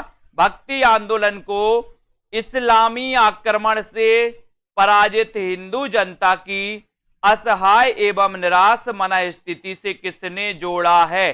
प्रश्न क्रमांक 8 में बताना है, किसने जोड़ा है? महापंडित राहुल सांकृत्यायन ने, आचार्य हजारी प्रसाद द्विवेदी ने, रामचंद्र शुक्ल ने या फिर नंद दुलारे वाजपेयी ने? बताएं। भक्ति आंदोलन को इस्लामी आक्रमण से पराजित हिंदू जनता की असहाय एवं निराश मन स्थिति से किसने जोड़ा? प्रश्न क्रमांक 8 का आंसर। और आप लोगों का आंसर बिल्कुल सही आ रहा है कि सर इसमें अगर टिक लगाओगे तो आप रामचंद्र शुक्ल लगा देना, सी नंबर लगा देना, जो कि आपका बिल्कुल सही है। वेरी गुड, बहुत बढ़िया। यहां पर आ जाते हैं, भक्ति द्रविड़ उपजी लाए रामानंद, ये किसने कहा है? ये आपको बताना है। बताइए चिंपा जी, प्रश्न क्रमांक 9 आरपीएससी आ रहा है क्या चिंपा जी? बताइए यहां पर भक्ति द्रविड़ उपजी लाए रामानंद, प्रश्न क्रमांक 9 का आंसर, और 9 में आपका राइट आंसर क्या हो जाएगा? भक्ति द्रविड़ उपजी लाए रामानंद, ये किसने कहा? प्रश्न क्रमांक 9 में, और 9 का सीधा आंसर आपका जा रहा है कि सर ये कहा है किसने? कबीर ने। किसने कहा है? कबीर, यानी कि आपका जो डी नंबर है यहां पर आपका डी बिल्कुल सही हो जाएगा। रामानुजाचार्य के गुरु कौन थे? प्रश्न क्रमांक 10, रामानुजाचार्य के गुरु बताना है आपको। रामानुजाचार्य के गुरु कौन थे, ये आपका क्वेश्चन है। प्रश्न क्रमांक 10 में अपन को प्रश्नानुसार उत्तर बताना है, तब आपका राइट आंसर यहां पर क्या हो जाता है? बताइए। लाइक करना है सभी साथियों को, शेयर कर दो अपने मित्रों तक। Self study classes app download कर लो, self study classes app download कर लेना है। रामानुजाचार्य के गुरु कौन थे? तो उत्तर हो जाएगा ए नंबर, यानी कि कांचीपूर्ण। कौन थे? कांचीपूर्ण, ए नंबर जिन्होंने बताया राइट आंसर। किसके भक्ति परक गीतों का संकलन अभंग के नाम से जाना जाता है? बताएं, किसके भक्ति परक गीतों का संकलन अभंग के नाम से जाना जाता है? ये प्रश्न क्रमांक आपका 11 है, तो आपको बताना है उत्तर क्या हो जाएगा 11 नंबर का। राइट आंसर बताना है लक्ष्मी जी, और अभंग के नाम से जाना जाता है वो है दोस्तों कौन? नामदेव। 1 नंबर नामदेव बिल्कुल सही हो जाएगा। ठीक है, बहुत बढ़िया, नामदेव आपका राइट आंसर। हिंदी भक्ति काव्य का शुभारंभ किसकी रचनाओं में माना गया है? किसकी रचना? भक्ति काव्य का शुभारंभ किसकी रचनाओं से माना गया? बताएं। अपन ने पढ़ा था दोस्तों कि कबीर के पहले रैदास और नामदेव आते। नामदेव का जन्म बताइए कब हुआ था? नामदेव का फटाक से बताना है, और प्रश्न क्रमांक 12 में आपको चयन करना है। और 12 का आंसर है कि भक्ति काव्य का जो शुभारंभ है वो किसकी रचनाओं से माना जाता है? तो बहुत सारे लोग कबीर बता रहे, सूरदास बता रहे, तुलसी बता रहे, लेकिन यहां पर आपका उत्तर हो जाएगा नामदेव, यानी बी नंबर आपका बिल्कुल सही है। जिन्होंने भी बी बताया है, नामदेव का जन्म कब हुआ, आपको कमेंट में लिखना है। बताइए कब हुआ? नामदेव को अपन ने पढ़ा कि इनकी भक्ति परक गीतों का संकलन अभंग के नाम से जाना जाता है ना? और भक्ति काव्य का शुभारंभ किसकी रचनाओं से माना गया? तो नामदेव की। ठीक है, बहुत बढ़िया। दिव्य प्रबंधम काव्य संकलन है दोस्तों, तो बताइए किसका है दिव्य प्रबंधम? सभी लोग बताएंगे। प्रश्न क्रमांक 13, जब दोस्तों आपसे क्रमबद्ध पूछा जाता है तो आपको पता होनी चाहिए कि सर पहले नामदेव, रैदास और फिर बाद में आते हैं कबीर, है ना। प्रश्न क्रमांक 13 का आंसर और 13 का आपका उत्तर हो जाएगा कि सर ये आलवार भक्तों का काव्य संकलन है दिव्य प्रबंधम। ठीक है, बहुत बढ़िया, ये सी नंबर आपका सही हो जाएगा। लेकिन आपको बताना है कि आलवार भक्तों की संख्या कितनी है, आलवार भक्तों की संख्या कितनी है। और आलवार भक्तों में एक दोस्तों कौन थी, महिला संत भी थी, उनका नाम क्या था वो भी आपको बताना है। बताइए आलवार भक्तों के बारे में। ये दिव्य प्रबंधम काव्य संकलन है आलवार भक्तों का, इनकी संख्या आपको बतानी है। आलवार का शाब्दिक अर्थ भी आपको चयन करना है। प्रश्न क्रमांक 14 में राइट आंसर आपको बताना है, शेयर करना है सभी मित्रों को। आलवार का शाब्दिक अर्थ क्या होता है, प्रश्न क्रमांक आपका 14 है और 14 में आपका सीधा सीधा उत्तर जा रहा है कि सर आलवार शब्द का जो शाब्दिक अर्थ होता है वो होता है मग्न होना। क्या होता है, मग्न होना, यानी आपका डी नंबर बिल्कुल सही है। डी नंबर सही, वेरी गुड। निर्गुण एवं सगुण दोनों प्रकार की भक्ति का मुख्य लक्षण क्या है, बताइए। आपको पता है भक्ति काल को दो काव्य धाराओं में बांटा गया था, एक तो निर्गुण और दूसरा सगुण। फिर निर्गुण को भी दो में बांटा गया और सगुण को भी दो में बांटा गया। ठीक है, इसी प्रकार निर्गुण एवं सगुण दोनों प्रकार की भक्ति का जो मुख्य लक्षण है वो मुख्य लक्षण आपको चयन करना है। प्रश्न क्रमांक 15 में self study classes app download कर लो और हिंदी साहित्य के ऐप की नीचे लिंक दी है, तो लिंक से आप जुड़ सकते हो। जिन भी साथियों को डेली प्रैक्टिस सेट लगाना है, डेली प्रैक्टिस करना है, उनके लिए कोर्स लॉन्च किया गया डेली प्रैक्टिस का, तो आप डेली प्रैक्टिस कर सकते हैं दोस्तों। 499 में 365 दिन रोज एक टेस्ट आपको मिलेगा। ठीक है, यहां पर प्रश्न क्रमांक आपका 15 है और 15 है भगवत विषयक रति एवं अनन्यता, यानी कि आपका जो ये नंबर है वो बिल्कुल सही है। ये सगुण निर्गुण दोनों प्रकार की भक्ति का क्या है, मुख्य लक्षण है। ठीक है, नम्मालवार के गीतों का सबसे पहले संपादन किसने किया, नम्मालवार के गीतों का सबसे पहले संपादन किसने किया, बताइए। लोकेश जी, संत एकनाथ ने, नाथ मुनि ने, ज्ञानेश्वर ने या फिर नामदेव ने। नम्मालवार के गीतों का सबसे पहले संपादन किसने किया, ये प्रश्न क्रमांक 16 का आंसर आपको चयन करना है। और दोस्तों यहां पर नम्मालवार यानी कि जो बी नंबर है, ये बी नंबर आपका सही हो जाएगा। ठीक है, ये नाथ मुनि ने किया है। ठीक है, बहुत बढ़िया। आलवार गायकों की संख्या क्या थी, आलवार गायकों की संख्या कितनी थी, तो आपने पहले ही बता दिया कि सर आलवार भक्तों की संख्या थी 12 है, बिल्कुल सही है। 12 का आंकड़ा मैंने आपको कभी बताया है कि सर साकेत में सर्ग 12। ठीक है, और दोस्तों भारत भारती का रचना काल क्या है आपको बताना है, और आलवार भक्तों की संख्या कितनी, 12। ठीक है, और दोस्तों रामानंद के शिष्यों की संख्या भी कितनी, 12। ठीक है, ये भी अपन को याद कर लेना। अब आपको बताना है भारत भारती का रचना काल क्या है, जल्दी से बताइए। भारत भारती मैत्री शरण गुप्त की आरबार महिला संत का नाम क्या है, तो सभी को पता है कि सर आंडाल है, बिल्कुल सही आंसर डी नंबर। ठीक है, नेक्स्ट है रामानुजाचार्य ने किसकी उपासना पर जोर दिया, प्रश्न क्रमांक 19 का आंसर आपको चयन करना है। प्रश्न क्रमांक 19 में आपको बताना है राइट आंसर आपका क्या है। बहुत बढ़िया प्रश्न है कि रामानुजाचार्य ने किसकी उपासना पर जोर दिया। आपने देखा होगा दोस्तों, यहां पर दो मत सगुण काव्यधारा में दो मत प्रकट होते हैं, एक तो सगुण और एक निर्गुण। सॉरी, एक तो राम भक्ति शाखा और दूसरी कृष्ण भक्ति शाखा।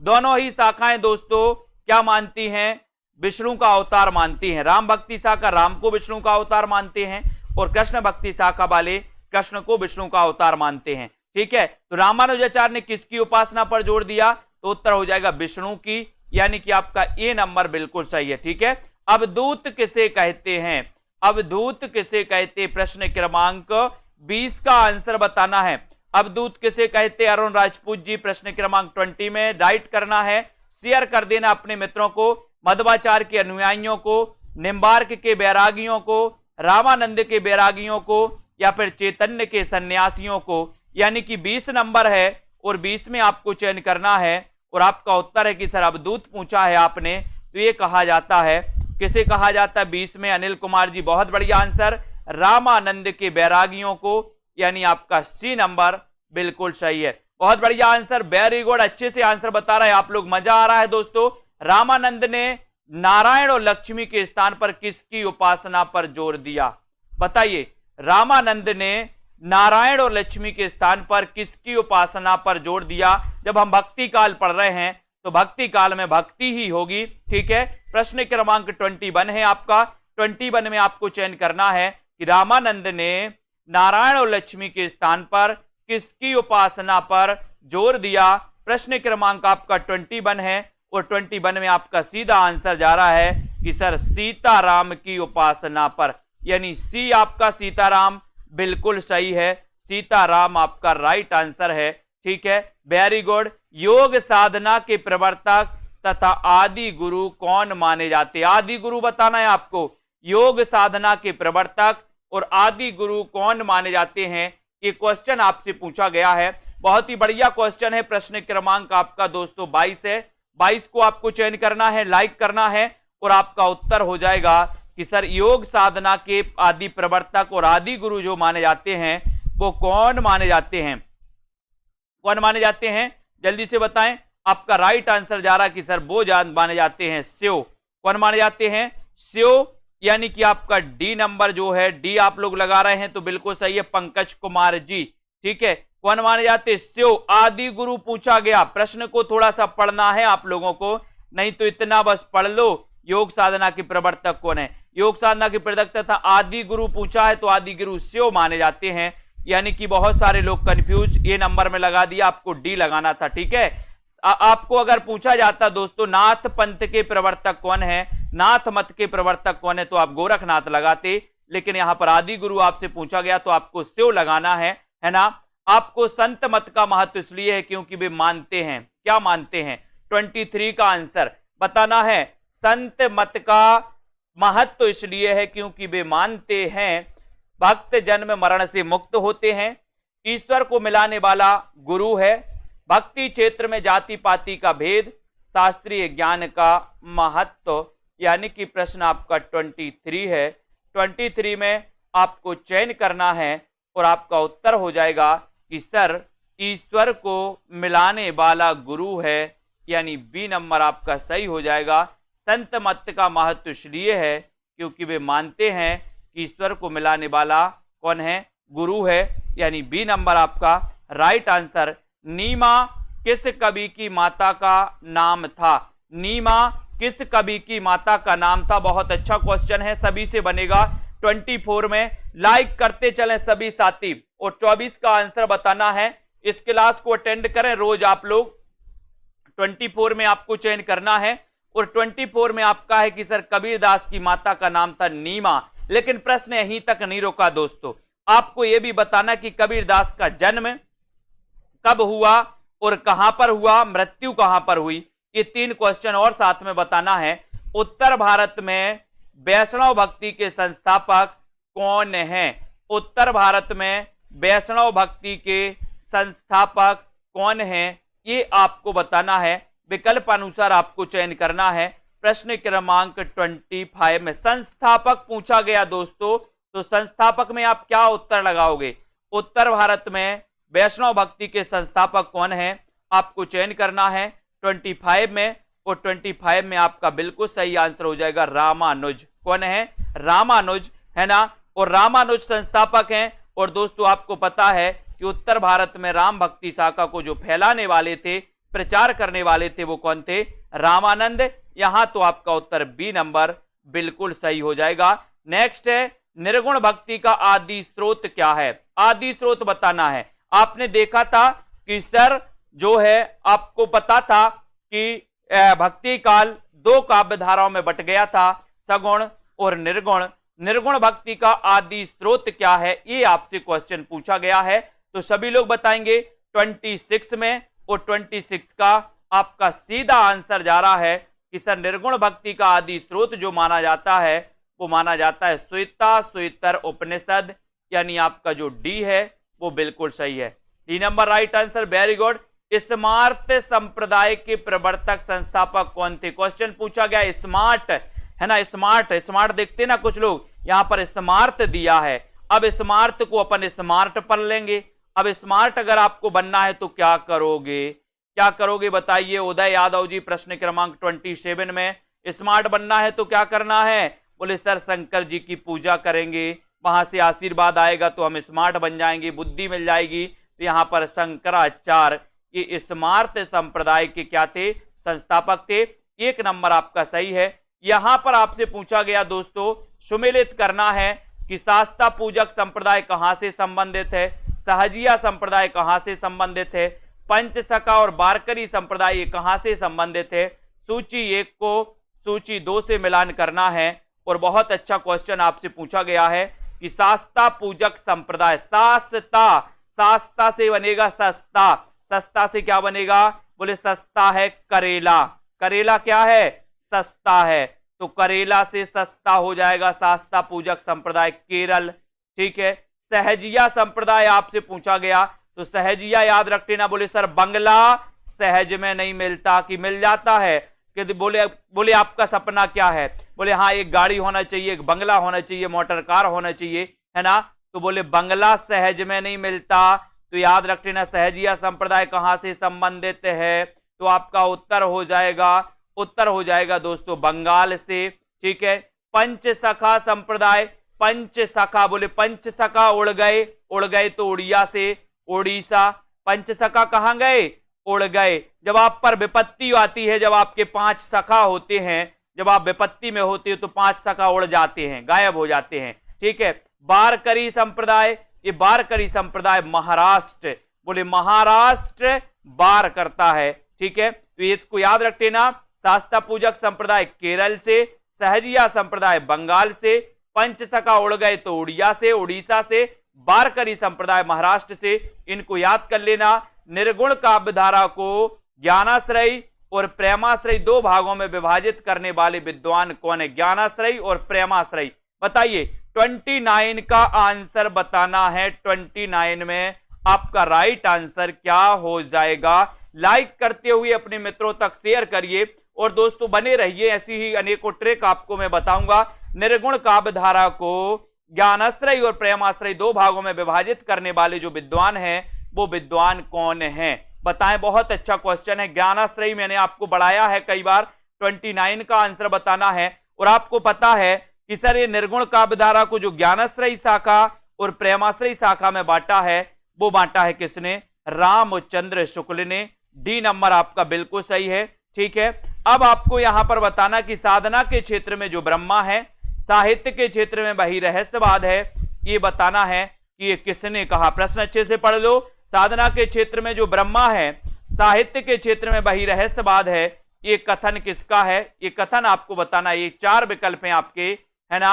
आपको चयन करना है। कथन किसका है? आचार्य शुक्ल का, आचार्य हजारी प्रसाद द्विवेदी का, कुरैशी जी, महापंडित राहुल सांकृत्यायन का, या फिर पद्मलाल पुन्नालाल बख्शी का।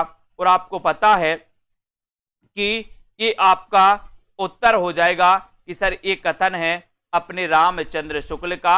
ये नंबर आपका बिल्कुल सही है। ये नंबर राइट आंसर। विष्णु का सर्वप्रथम उल्लेख कहां मिलता है? बहुत बढ़िया प्रश्न है। विष्णु का सबसे पहले उल्लेख कहां मिलता है? और कृष्ण का भी बता देना, कृष्ण का सबसे पहले उल्लेख कहां मिलता है, वो भी आपको बताना है। प्रश्न क्रमांक 31 है। अच्छा क्वेश्चन आया है। यजुर्वेद में, अथर्ववेद में, ऋग्वेद में या फिर सामवेद में? 31 का आंसर और आपका सीधा आंसर कहां जा रहा है? देखते हैं कौन कौन सफल होता है इस प्रश्न को बताने में। और विष्णु का सबसे पहले जो उल्लेख मिलता है दोस्तों, वो उल्लेख मिलता है ऋग्वेद में। लेकिन क्वेश्चन यहीं तक सीमित नहीं है।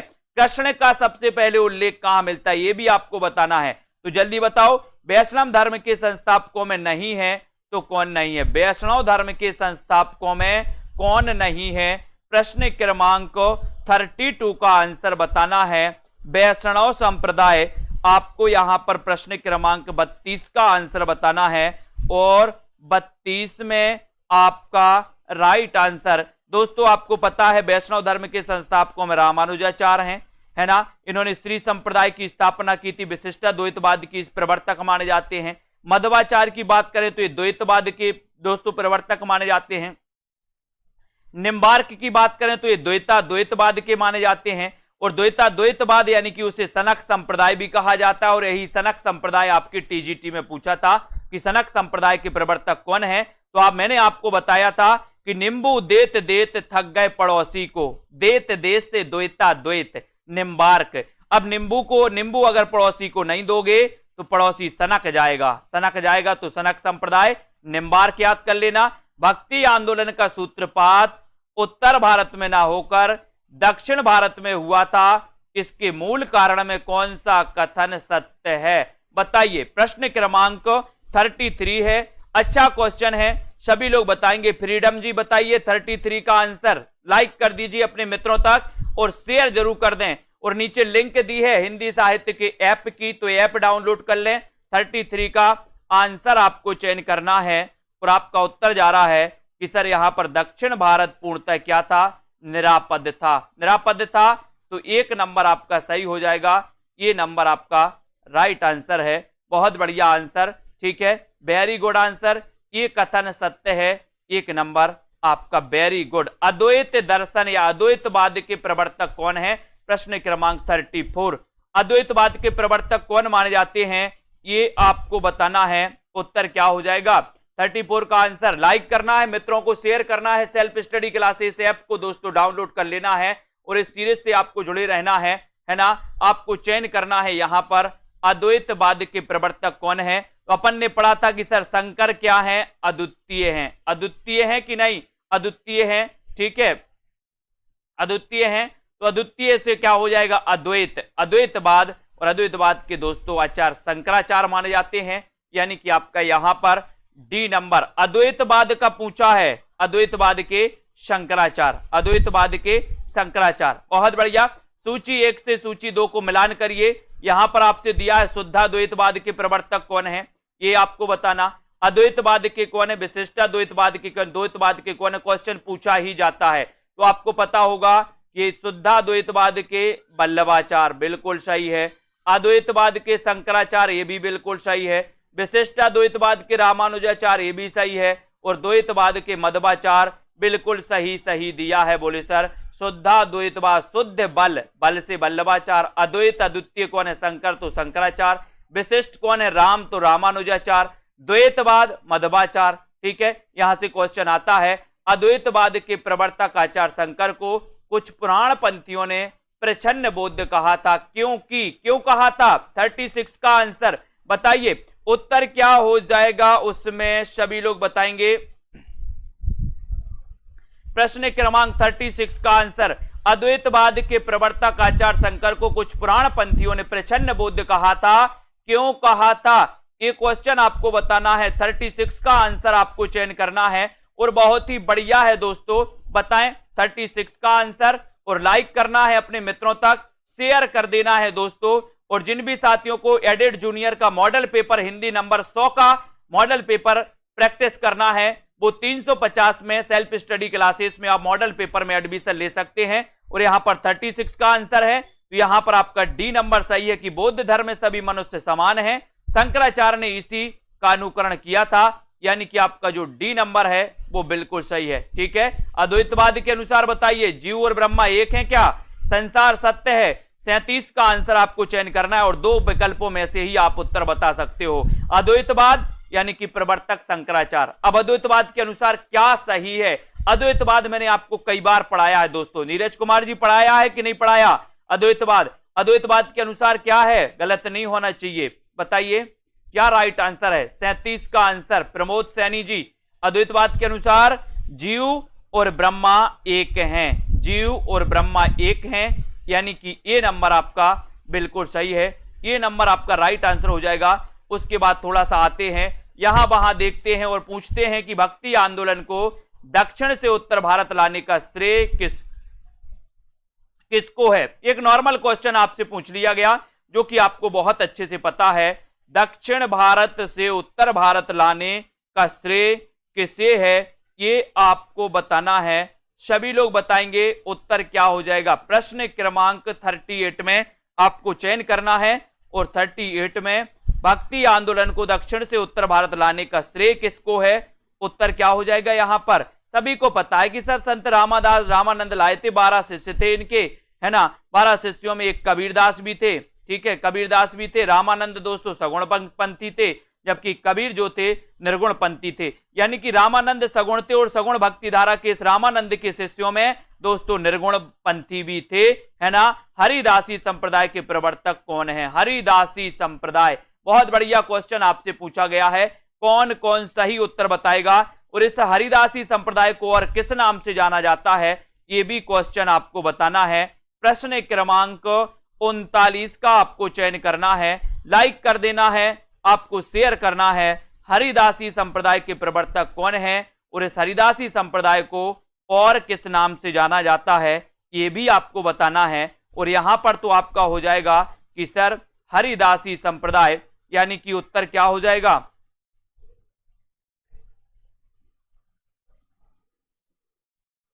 सभी लोग बताएंगे।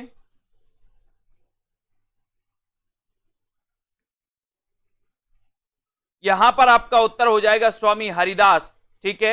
ये हरिदासी संप्रदाय के प्रवर्तक माने जाते हैं दोस्तों, इनको अपन को याद करना है।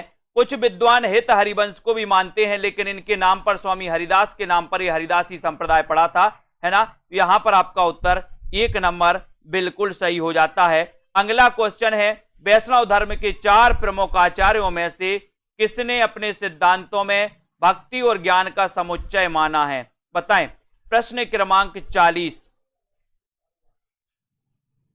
40 का आंसर आपको चयन करना है। और यहां पर बहुत बढ़िया आंसर आया है कि सर इसे टट्टी संप्रदाय भी कहा जाता है और इसे सखी संप्रदाय भी कहा जाता है, ठीक है। वैष्णव धर्म के 4 प्रमुख आचार्यों में से किसने अपने सिद्धांतों में भक्ति और ज्ञान का समुच्चय माना है? तो बताइए।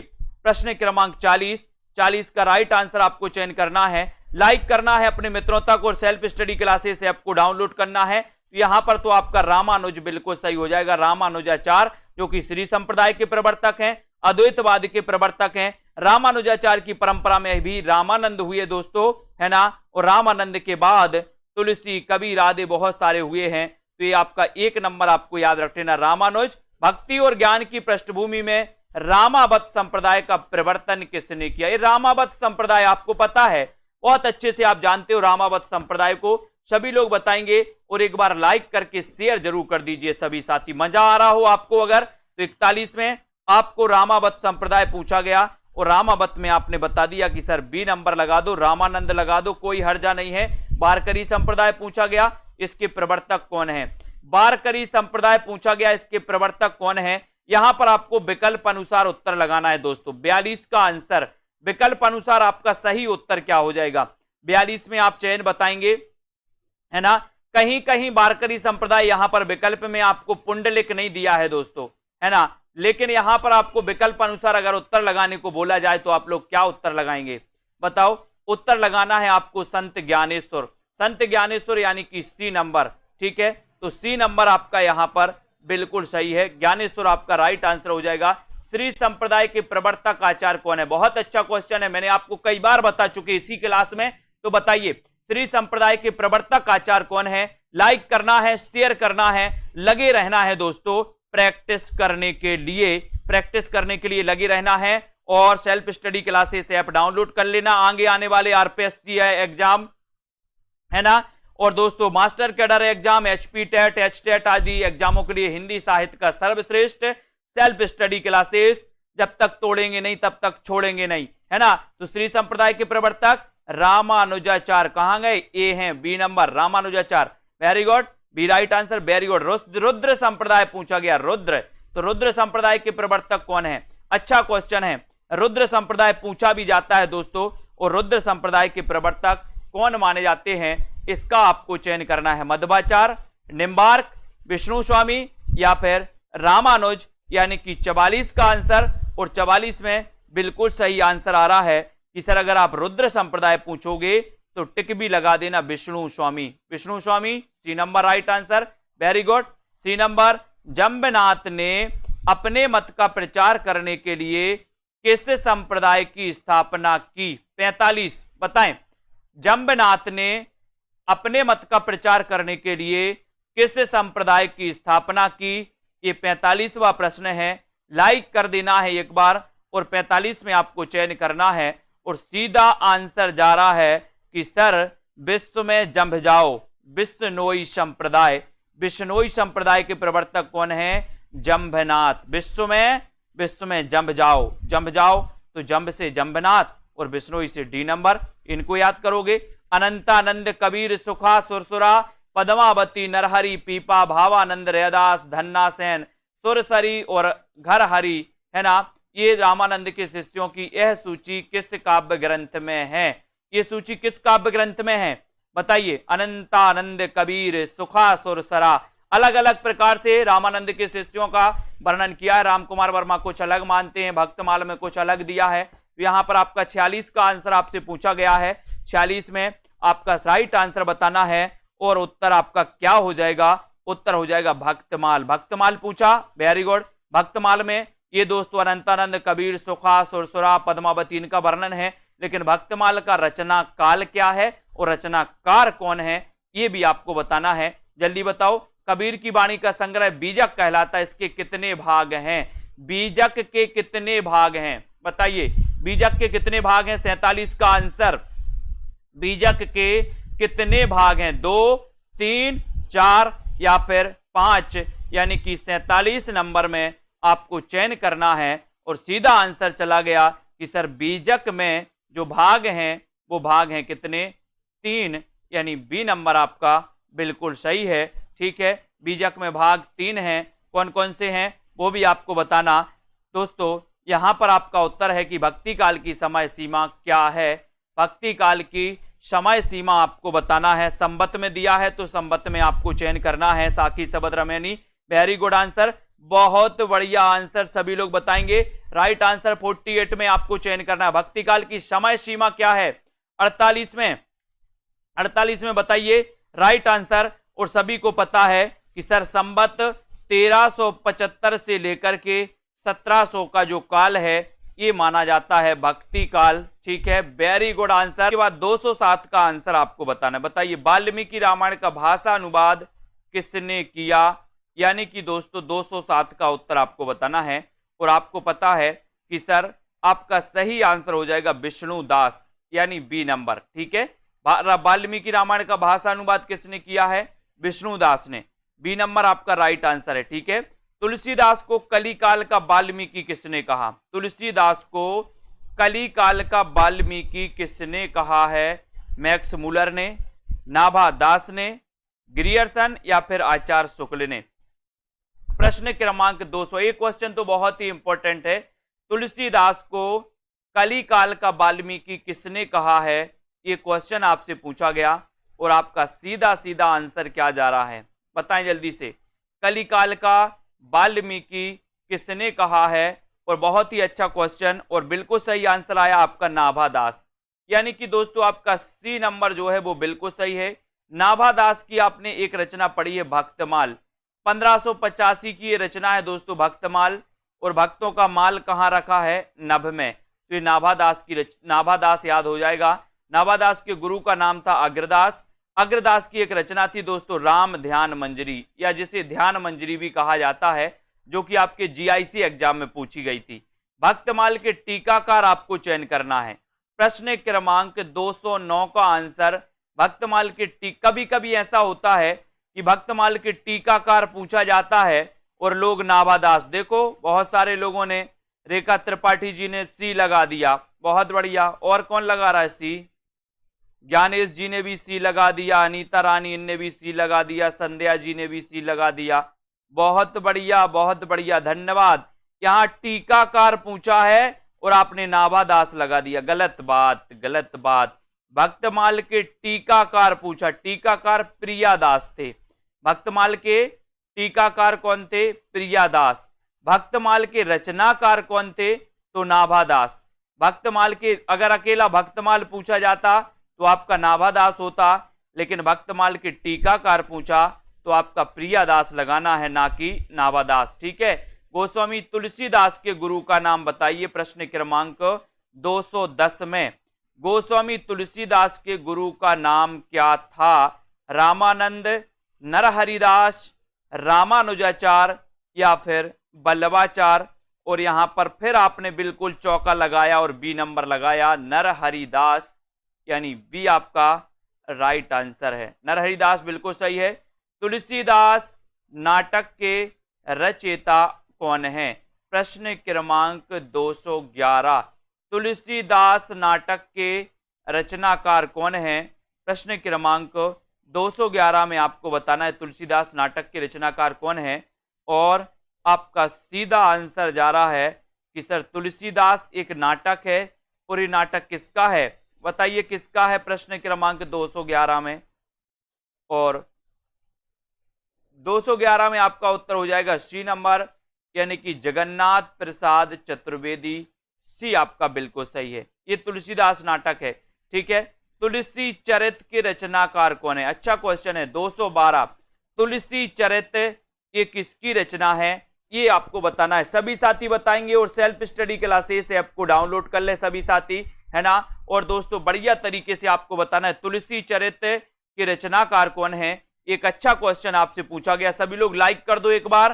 तुलसी चरित के रचनाकार, और 212 में आपका उत्तर है। कई बार अपन ने पढ़ा है कि सर तुलसी चरित ये रघुबर दास की रचना है, यानी कि आपका जो उत्तर है डी नंबर, ये डी नंबर बिल्कुल सही है। ठीक है, तुलसीदास को बुद्ध देव के बाद सबसे बड़ा लोक नायक किसने कहा है? 213 तुलसीदास को बुद्ध देव के बाद सबसे बड़ा लोक नायक किसने कहा है? ये आपसे क्वेश्चन पूछा गया, और क्वेश्चन बहुत अच्छा है। तुलसीदास को बुद्ध देव के बाद सबसे बड़ा लोक नायक किसने कहा है? ये क्वेश्चन है, और आपने बिल्कुल सही बताया कि सर किसने कहा है? डॉक्टर गिरियर्सन ने। डॉक्टर गिरियर्सन, यानी ये नंबर आपका बिल्कुल सही है। ठीक है, राम काव्य धारा की सबसे प्रमुख भाषा है तो कौन सी है? राम काव्य धारा, आपने दोस्तों भक्ति काल में सगुण भक्ति शाखा में एक नाम सुना होगा राम काव्य धारा का। ठीक है, अब राम काव्य धारा का आपने नाम सुना है, और इसकी सबसे प्रमुख जो भाषा है वो आपको बताना है। तो प्रमुख भाषा कौन सी है राम काव्य धारा की? क्वेश्चन बड़ा अच्छा है, और प्रश्न क्रमांक 214 का उत्तर हो जाएगा कि सर राम काव्य धारा की बात करोगे तो इसकी प्रमुख भाषा है अवधी। अवधी है। अब आपको बताना है कि अवधी किस दोस्तों भाषा से निकली हुई है ना। तो बताइए, बी नंबर आपका यहां पर सही है। तुलसीदास की अलौकिक घटनाओं का चित्रण किसमें हुआ? अच्छा क्वेश्चन है। 215 तुलसीदास की अलौकिक घटनाओं का चित्रण किसमें हुआ है? ये आपको 215 में बताना है। लाइक करना है, शेयर कर देना है अपने मित्रों तक, और तुलसीदास की अलौकिक घटनाओं का चित्रण किसमें हुआ है ये आपको बताना है। सभी लोग लाइक कर दें और अपने मित्रों तक शेयर कर दें साथियों, और बढ़ते रहें आगे इसी प्रकार से। तुलसीदास की अलौकिक घटनाओं का चित्रण किसमें हुआ है, ये आपसे क्वेश्चन पूछा गया प्रश्न क्रमांक 215 में, है ना। और 215 का आपका उत्तर है कि सर ये जो है ये गोसाई चरित। गोसाई चरित के रचनाकार कौन है ये भी बताना है। तुलसी चरित में नहीं, गोसाई चरित में। गोसाई चरित के रचनाकार कौन है, जल्दी से बताओ। गोसाई चरित के रचनाकार कौन है ये भी बताना। हरिओम जी, तुलसीदास को चलता फिरता तुलसी तरु किसने कहा है? तुलसीदास को चलता फिरता तुलसी तरु किसने कहा था? प्रश्न क्रमांक 216 में आपको बताने। तुलसीदास जी हैं दोस्तों, इनके बारे में आपको चलता फिरता तुलसी तरु इनके लिए किसने कहा है ये आप लोग बताएंगे प्रश्न क्रमांक 216 में। और बेणी माधव दास की रचना है गोसाई चरित, बिल्कुल सही है। तुलसीदास के शिष्य थे दोस्तों, और 216 में आपका राइट आंसर हो जाएगा कि सर इन्हें कहा है किसने? मधुसूदन सरस्वती ने। डी नंबर आपका सही है, चलता फिरता तुलसी तरु मधुसूदन सरस्वती, यानी डी आपका राइट आंसर। तुलसीदास जी विद्यमान थे दोस्तों कौन सी शताब्दी में? 13वीं, 14वीं, 15वीं या फिर 16वीं? जल्दी से बताएं, और एक बार जल्दी से लाइक जरूर कर दें। जल्दी से आपको बताना है कि तुलसीदास विद्यमान थे तो किस शताब्दी में विद्यमान थे? और बिल्कुल सही आंसर है सर 16वीं शताब्दी, यानी डी नंबर आपका सही है। ठीक है, प्रश्न क्रमांक 270 में डी आपका राइट आंसर है। वेरी गुड, 16वीं शताब्दी।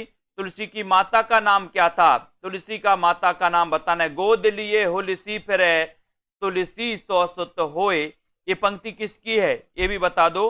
गोद लिए हुलसी फिरे तुलसी सौ सुत होए, और तुलसीदास की माता का नाम क्या था?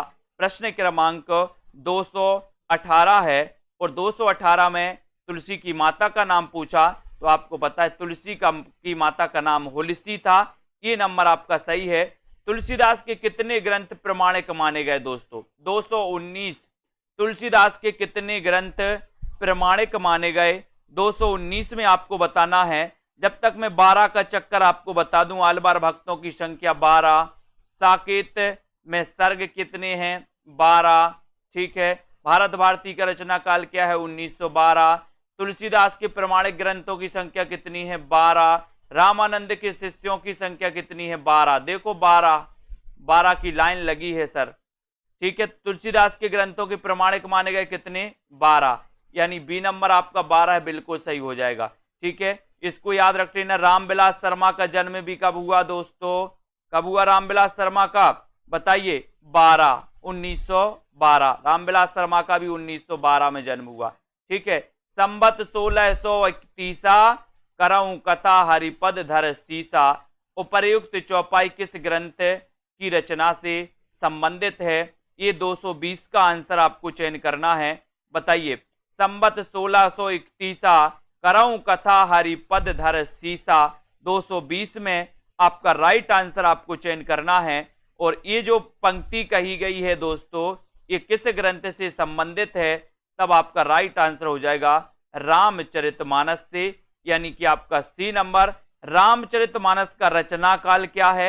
इसकी भाषा क्या है? इसका जो दोस्तों रचना काल में कितना समय लगा रचना करने में, तो वो आपको बताना है कमेंट में। बताइए सभी लोग। नौमी भौम बार मधुमासा, अवधपुरी यह चरित प्रकाशा। चरित प्रकाशा प्रश्न क्रमांक 221 में। एक के अनुसार रामचरितमानस का शुभारंभ कहां हुआ था? कहां हुआ था? नौमी भौम बार मधुमासा, अवधपुरी यह चरित प्रकाशा। 221 का आंसर आपको चयन करना है। ये बताइए कि रामचरितमानस का शुभारंभ कहां से हुआ था इस पंक्ति के अनुसार? सभी लोग बताएं। बहुत बढ़िया। यहां पर 221वां प्रश्न पूछा गया और आपने बता दिया बिल्कुल सही कि सर अयोध्या में। अयोध्या में हुआ था इसका दोस्तों, है ना, शुभारंभ, यानी आपका सी नंबर बिल्कुल सही है, ठीक है। जन्म मुक्ति मही जानी, ज्ञान खान अगहानी कर, जह बस शंभु भवानी, सो काशी से अकसना। किसिकंदा कांड के मंगलाचरण में तुलसीदास ने किसका वर्णन किया है? बहुत बढ़िया क्वेश्चन है दोस्तों। बताइए। 222 इस पंक्ति के अनुसार आपको चयन करना है। लाइक करना है, अपने मित्रों तक शेयर जरूर कर लो। और हिंदी साहित्य के ऐप की लिंक नीचे दी है, तो आप सभी साथी हिंदी साहित्य के ऐप की लिंक दोस्तों, लिंक से ऐप को डाउनलोड कर सकते हो। तो जल्दी से आपको बताना है ये पंक्ति के बारे में। राइट क्या हो जाएगा यहां पर? और बिल्कुल सही आंसर आ गया सभी लोगों का कि सर इसमें काशी लगा दो। काशी का, काशी आपका बिल्कुल सही है। वेरी गुड, बहुत बढ़िया। किसिकंदा में से उत्तरकांड तक की रचना तुलसीदास ने कहा की? Most important question, IMP question है दोस्तों इसमें। किसिकंदा कांड से उत्तरकांड तक की रचना तुलसीदास ने कहां की थी? कहां की थी? अयोध्या में, काशी में, प्रयाग में, या फिर चित्रकूट में? यानी कि 223 का आंसर आपको बताना है। किसिकंदा कांड से उत्तरकांड तक की रचना तुलसीदास ने कहां पर की थी, ये आपको बताना है। कुरैशी जी बहुत बढ़िया, 223 का आंसर, और वो की थी दोस्तों इन्होंने कहां पर? काशी में। किसिकंदा कांड से उत्तरकांड तक की, काशी, यानी बी नंबर, ठीक है। तुलसीदास ने रामचरितमानस की रचना आरंभ की थी, कब की थी आरंभ? बताइए। 224 का आंसर बताना है। इन्होंने रामचरितमानस की रचना कब आरंभ की थी? 224 का आंसर। बहुत ही अच्छा क्वेश्चन आपसे पूछा गया है दोस्तों। आपको लाइक करना है, मित्रों तक शेयर करना है। और तुलसीदास की जो रामचरितमानस है महाकाव्य है, 7 कांड है दोस्तों, अवधी भाषा में लिखा गया महाकाव्य है। और ये जो इसकी आरंभ हुई थी, रचना आरंभ हुई थी 1574 ईस्वी यानी कि आपका उत्तर डी नंबर जो है वो बिल्कुल सही है। भक्ति काल के किस कवि ने अपनी हिंदी की रचनाओं में संस्कृत की सभी शास्त्रीय परंपराओं का निर्वहन किया है? यानी कि 225 का आंसर बताना। भक्ति काल के किस कवि ने अपनी हिंदी की रचनाओं में संस्कृत की सभी शास्त्रीय परंपराओं का निर्वहन किया है? तो बताइए किस में किया? तुलसीदास में, सूरदास में, कबीरदास में, या फिर दोस्तों जायसी। अब किस कवि ने अपनी हिंदी की रचनाओं में संस्कृत की सभी शास्त्रीय परंपराओं का निर्वहन किया? ये क्वेश्चन आया हुआ है और आपका उत्तर हो जाएगा तुलसीदास ने, यानी ये नंबर आपका बिल्कुल सही है। कृष्ण गीतावली काव्य कृति के रचनाकार कौन है? कृष्ण गीतावली के रचनाकार कौन है? क्वेश्चन बहुत अच्छा है, वीडियो को लाइक जरूर करना है और 226 में से आपका उत्तर बताना है। और कृष्ण गीतावली जो कि दोस्तों ब्रज भाषा में लिखी गई, कौन सी भाषा में लिखी गई? ब्रज भाषा। आपको पता है कि तुलसीदास ने ब्रज का भी दोस्तों ब्रज में भी रचनाएं की और अवधि में भी की। अवधि की अपन ने याद किया था कि जब तुलसीदास की जिन 12 प्रमाणिक रचनाओं में से जिनमें अवधि और मंगल आए वो जिसमें राम और मंगल आए वो अवधि में, और जिसमें राम और मंगल ना आए वो ब्रज भाषा में। जैसे रामज्ञा, प्रश्नावली, रामचरितमानस, है ना, ये सब अवधि में है। और कृष्ण गीतावली में राम आ ही नहीं रहा, कहीं मंगल भी नहीं आ रहा, तो ये कृष्ण गीतावली ब्रज में है। और इसके रचनाकार कौन है? तुलसीदास हैं। ठीक है। विनय पत्रिका का एक अन्य नाम क्या है? ये बताना। 227 में विनय पत्रिका का एक अन्य नाम। विनय पत्रिका की भाषा पूछी जाती है, जो कि नीचे क्वेश्चन है 228वां, है ना। विनय पत्रिका का एक अन्य नाम क्या है, ये आपको बताना है। तो बहुत अच्छा क्वेश्चन आपसे पूछा गया 227 में। सभी लोग एक बार शेयर कर दो अपने मित्रों तक और आपका उत्तर हो जाएगा इसका राम विनयावली, यानी कि सी नंबर। विनय पत्रिका का एक अन्य नाम माना जाता है विश्वास मलिक जी, राम विनयावली। और ये राम विनयावली या विनय पत्रिका की जो भाषा है वो भाषा तो आप सभी को पता है कि सर ब्रज भाषा है। ठीक है, ब्रज भाषा डी नंबर। विनय पत्रिका की रचना किस रूप में है? खंड काव्य है ये, गीति काव्य है, प्रबंध काव्य है, या फिर गद्य काव्य है? यानी कि 229 का आंसर आपको चयन करना है। 229 में विनय पत्रिका की रचना किस रूप में है, ये क्वेश्चन आपसे पूछा गया और वो रूप बताना है दोस्तों। कौन सी? विनय पत्रिका की रचना जो है ये गीति काव्य। क्या में है? गीति काव्य में है, यानी कि आपका बी नंबर जो है, बी नंबर 29 का बिल्कुल सही है। बी नंबर बताया है, बहुत बढ़िया। अगला क्वेश्चन देखो, विनय पत्रिका में आत्मनिवेदन कितने रागों में हुआ है? कितने रागों में हुआ आत्मनिवेदन? 19, 21, 22 या फिर 20? बहुत बढ़िया सुरभि जी, कलिकाल से मुक्ति हेतु। तो 230 का आंसर, और 230 में आत्मनिवेदन कितने रागों में हुआ? तो वो हुआ है 21 रागों में। 21 यानी कि आपका सी नंबर बिल्कुल सही है। बहुत बढ़िया आंसर आ रहा है आप लोगों के, बिल्कुल राइट तो आंसर बता रहे हो। विनय पत्रिका का प्रमुख रस बताना है, कौन सा है? विनय पत्रिका का रस क्या है? भक्ति है, वात्सल्य है, शांत है, या फिर करुण है?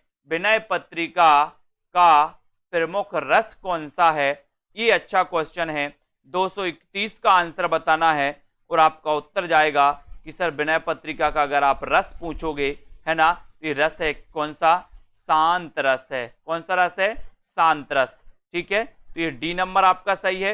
विनय पत्रिका का विषय क्या है? विषय बताइए। देव स्तुति है, आध्यात्मिक जीवन है, योग भावना। अब आप बोलोगे कि सर आप तो विनय पत्रिका के पीछे ही पड़ गए।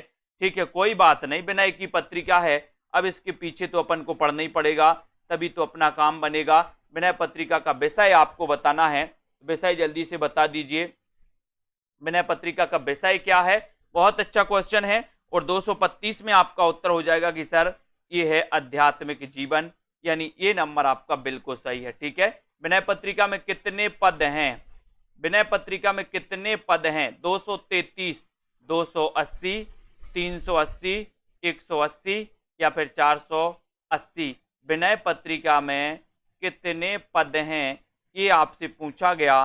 233 में आंसर पूछा गया और आपने बता दिया कि सर ये जो विनय पत्रिका है इसमें पदों की संख्या कितनी है? कितनी है अन्नू त्रिपाठी जी?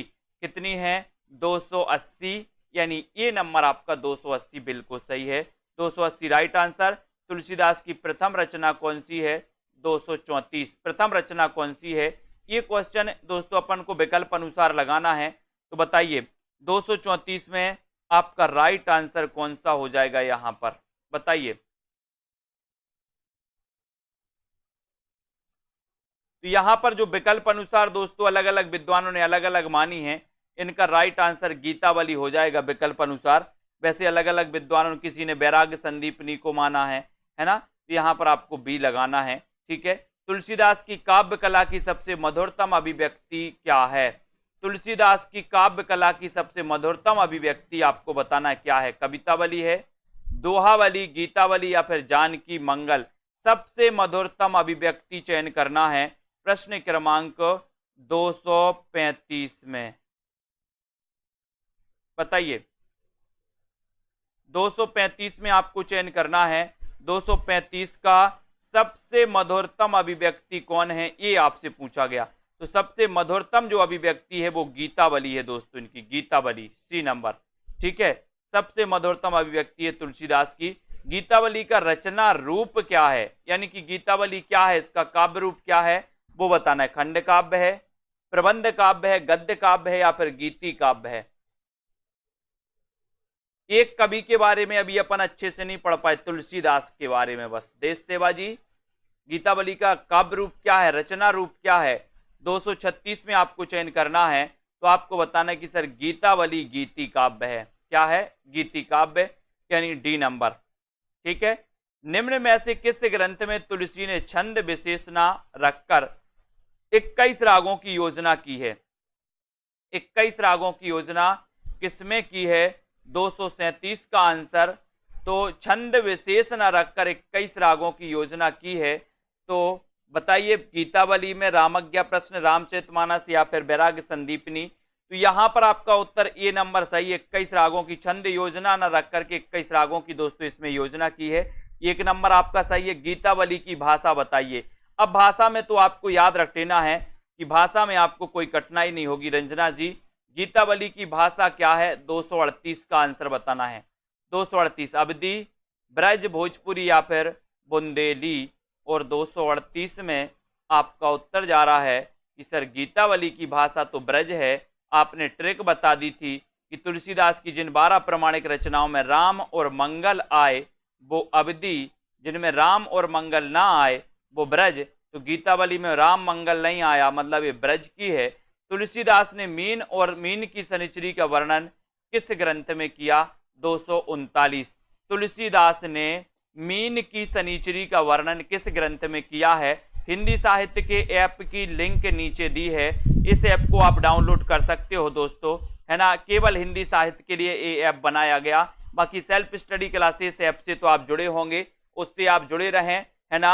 और जिन भी साथियों को जूनियर सुपर टेट हिंदी के लिए मॉडल पेपर लेना है वो मॉडल पेपर ले सकते हैं 350 में।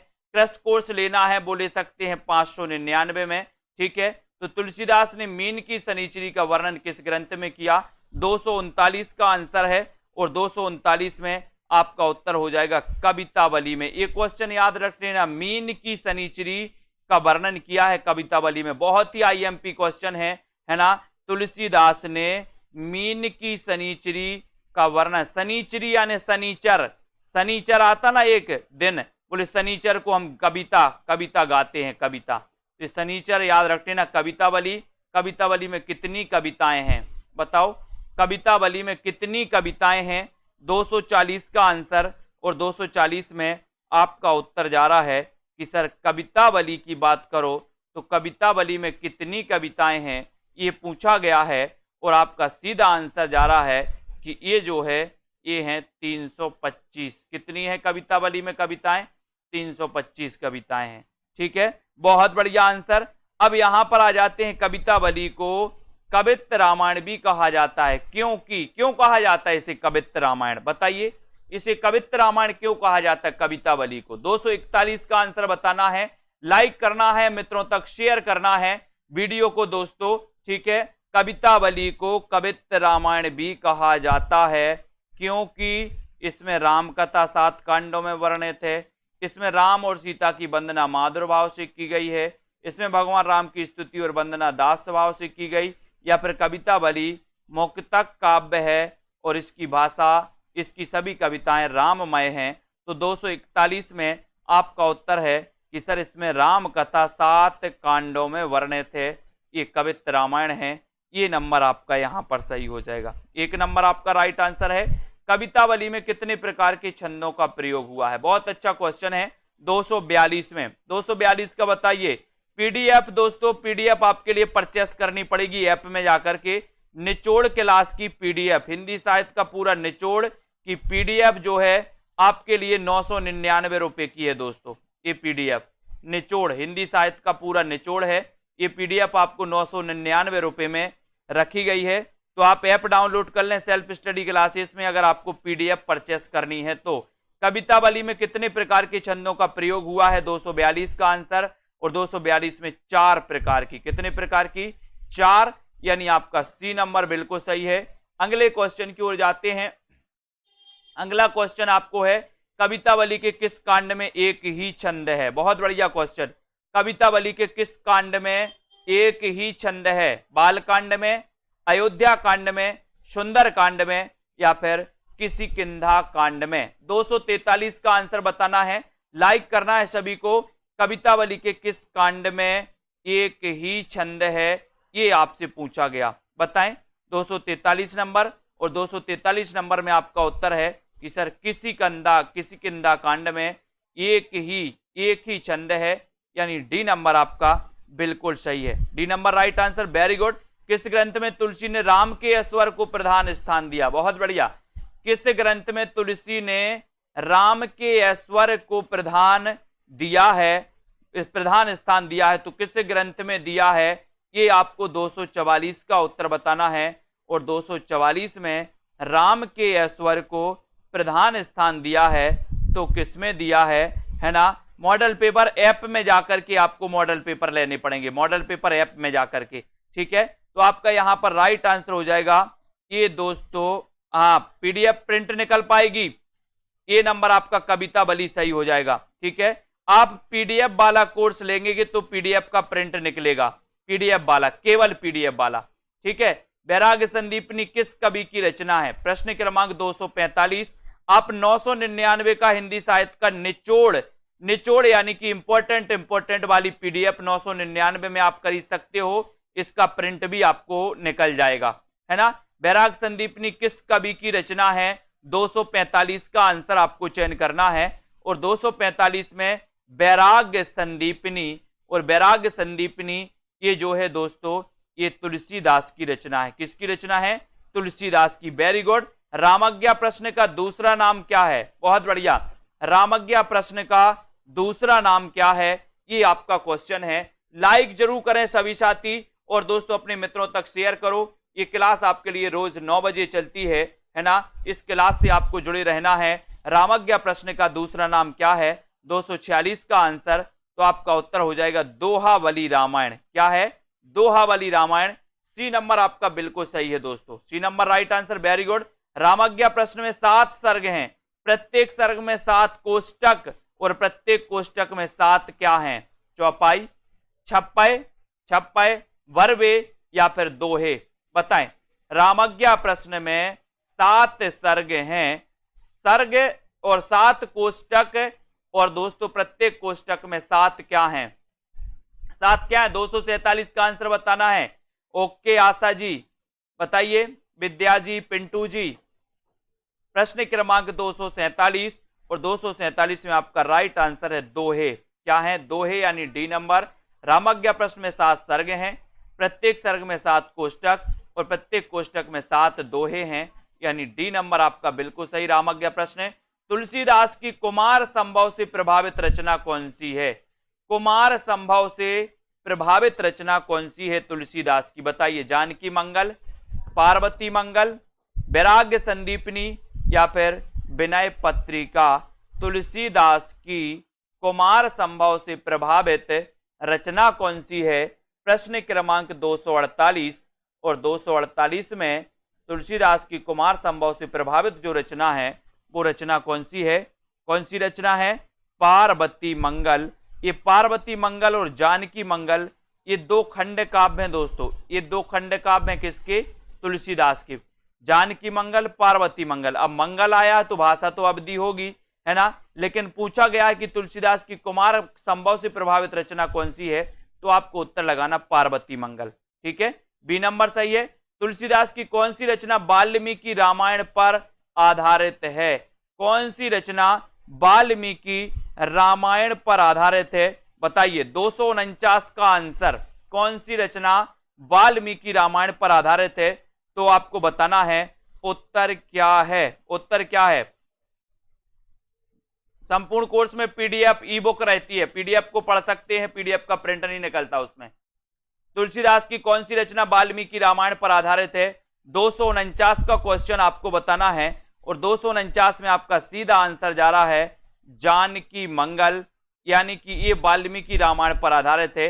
ये नंबर आपका बिल्कुल सही है। ठीक है, जानकी मंगल वाल्मीकि रामायण पर आधारित है। रामलला नहचू की भाषा क्या है? रामलला नहचू की भाषा क्या है? तो बताइए 250 में, आपको तो पता ही है, बताएं। रामलला नहचू की भाषा क्या है? हाँ, अखिल ज्ञान का सागर कहा जाता है कुरैशी जी, बिल्कुल सही है। 250 का आंसर और आपका रामलला नहचू की भाषा पूछा गया तो आपको पता ही चल गया कि सर इसमें तो राम आया, राम मतलब इसमें अवधि है, अवधि यानी कि बी नंबर आपका बिल्कुल सही है। Very good. ठीक है, बरबे रामायण में कितने बरबे छंद हैं? कितने बरबे छंद हैं? 251। बरबे रामायण में कितने बरबे छंद हैं? ये आपको बताना है 49, 59, 69 या फिर 70। बरबे रामायण में कितने बरबे छंद हैं? ये 251 का आंसर बताना है और 251 में आपको बताना है बरबे रामायण में कितने बरबे छंद हैं। तो वो हैं दोस्तों, बताइए कौन कौन बता रहा है? रामज्ञा प्रश्न ज्योतिष से संबंधी है, बिल्कुल सही है। 251 में आपका उत्तर है बरबे रामायण में 69 छंद है, 69 बरबे छंद हैं। सी नंबर सही है। वैराग्य संदीपनी कितने भागों में विभाजित है? वैराग्य संदीपनी कितने भागों में विभाजित है? ये आपको बताना है। अगर आप चाहते हैं हिंदी साहित्य का इंपॉर्टेंट पढ़ना, यानी कि दोस्तों मात्र इंपॉर्टेंट पढ़ना है, वन लाइनर, तो आप दोस्तों हिंदी साहित्य का निचोड़ पीडीएफ भी परचेस कर सकते हैं, जिसकी प्राइस है 999। उसका प्रिंट भी आप निकाल सकते हैं आराम से। वैराग्य संदीपनी कितने भागों में विभाजित है? ये 252 का प्रश्न आपसे पूछा गया और आपका उत्तर है कि सर ये 4 भागों में है। वैराग्य संदीपनी कितने भागों में? 4 भागों में। 4 भागों में सी नंबर, वेरी गुड। वैराग्य संदीपनी में प्रयुक्त छंद कौन से हैं दोस्तों? बताइए। दोहा, सोरठा, चौपाई। वैराग्य संदीपनी में प्रयुक्त छंद कौन सा है? 253 का आंसर।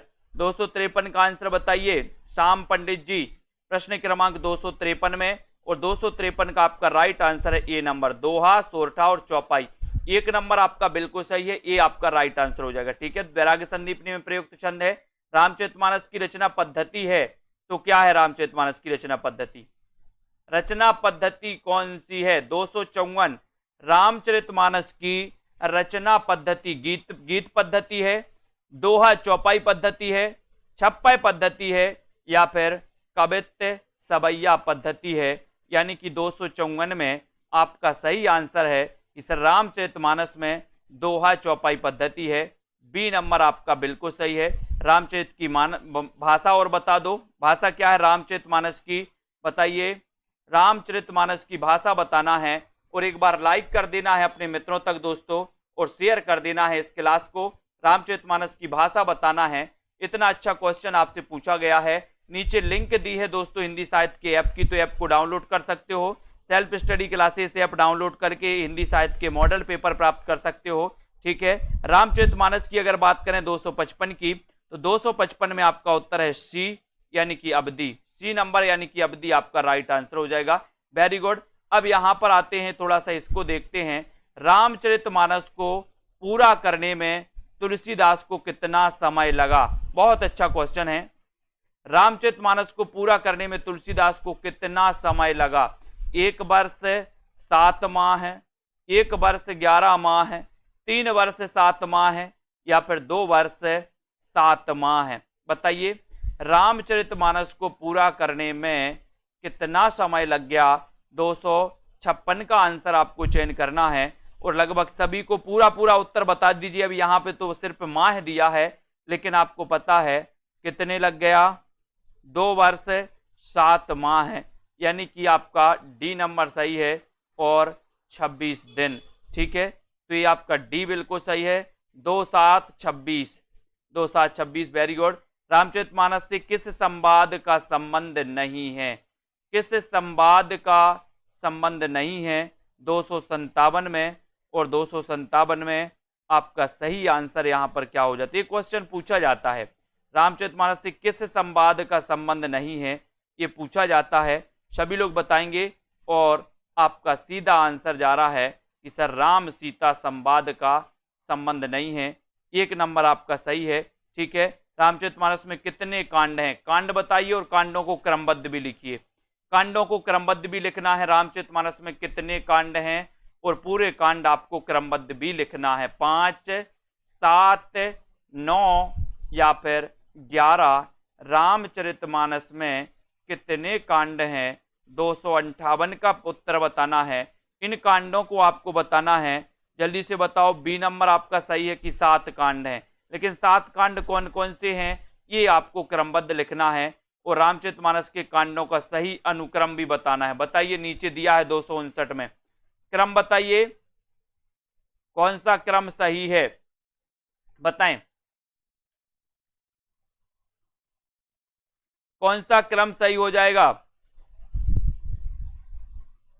तो यहां पर आपको दिख रहा होगा कि सर बाल, अयोध्या, अरण्य, किष्किंधा और सुंदरकांड है ना। तो यहां पर आपका सही उत्तर क्या हो जाएगा, सी नंबर। सी नंबर आपका बिल्कुल सही है।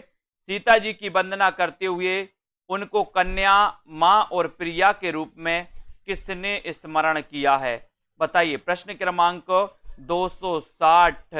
260 का उत्तर मां और प्रिया के रूप में किसने स्मरण किया है, वाल्मीकि, मैथिलीशरण गुप्त, तुलसीदास या फिर इनमें से कोई नहीं।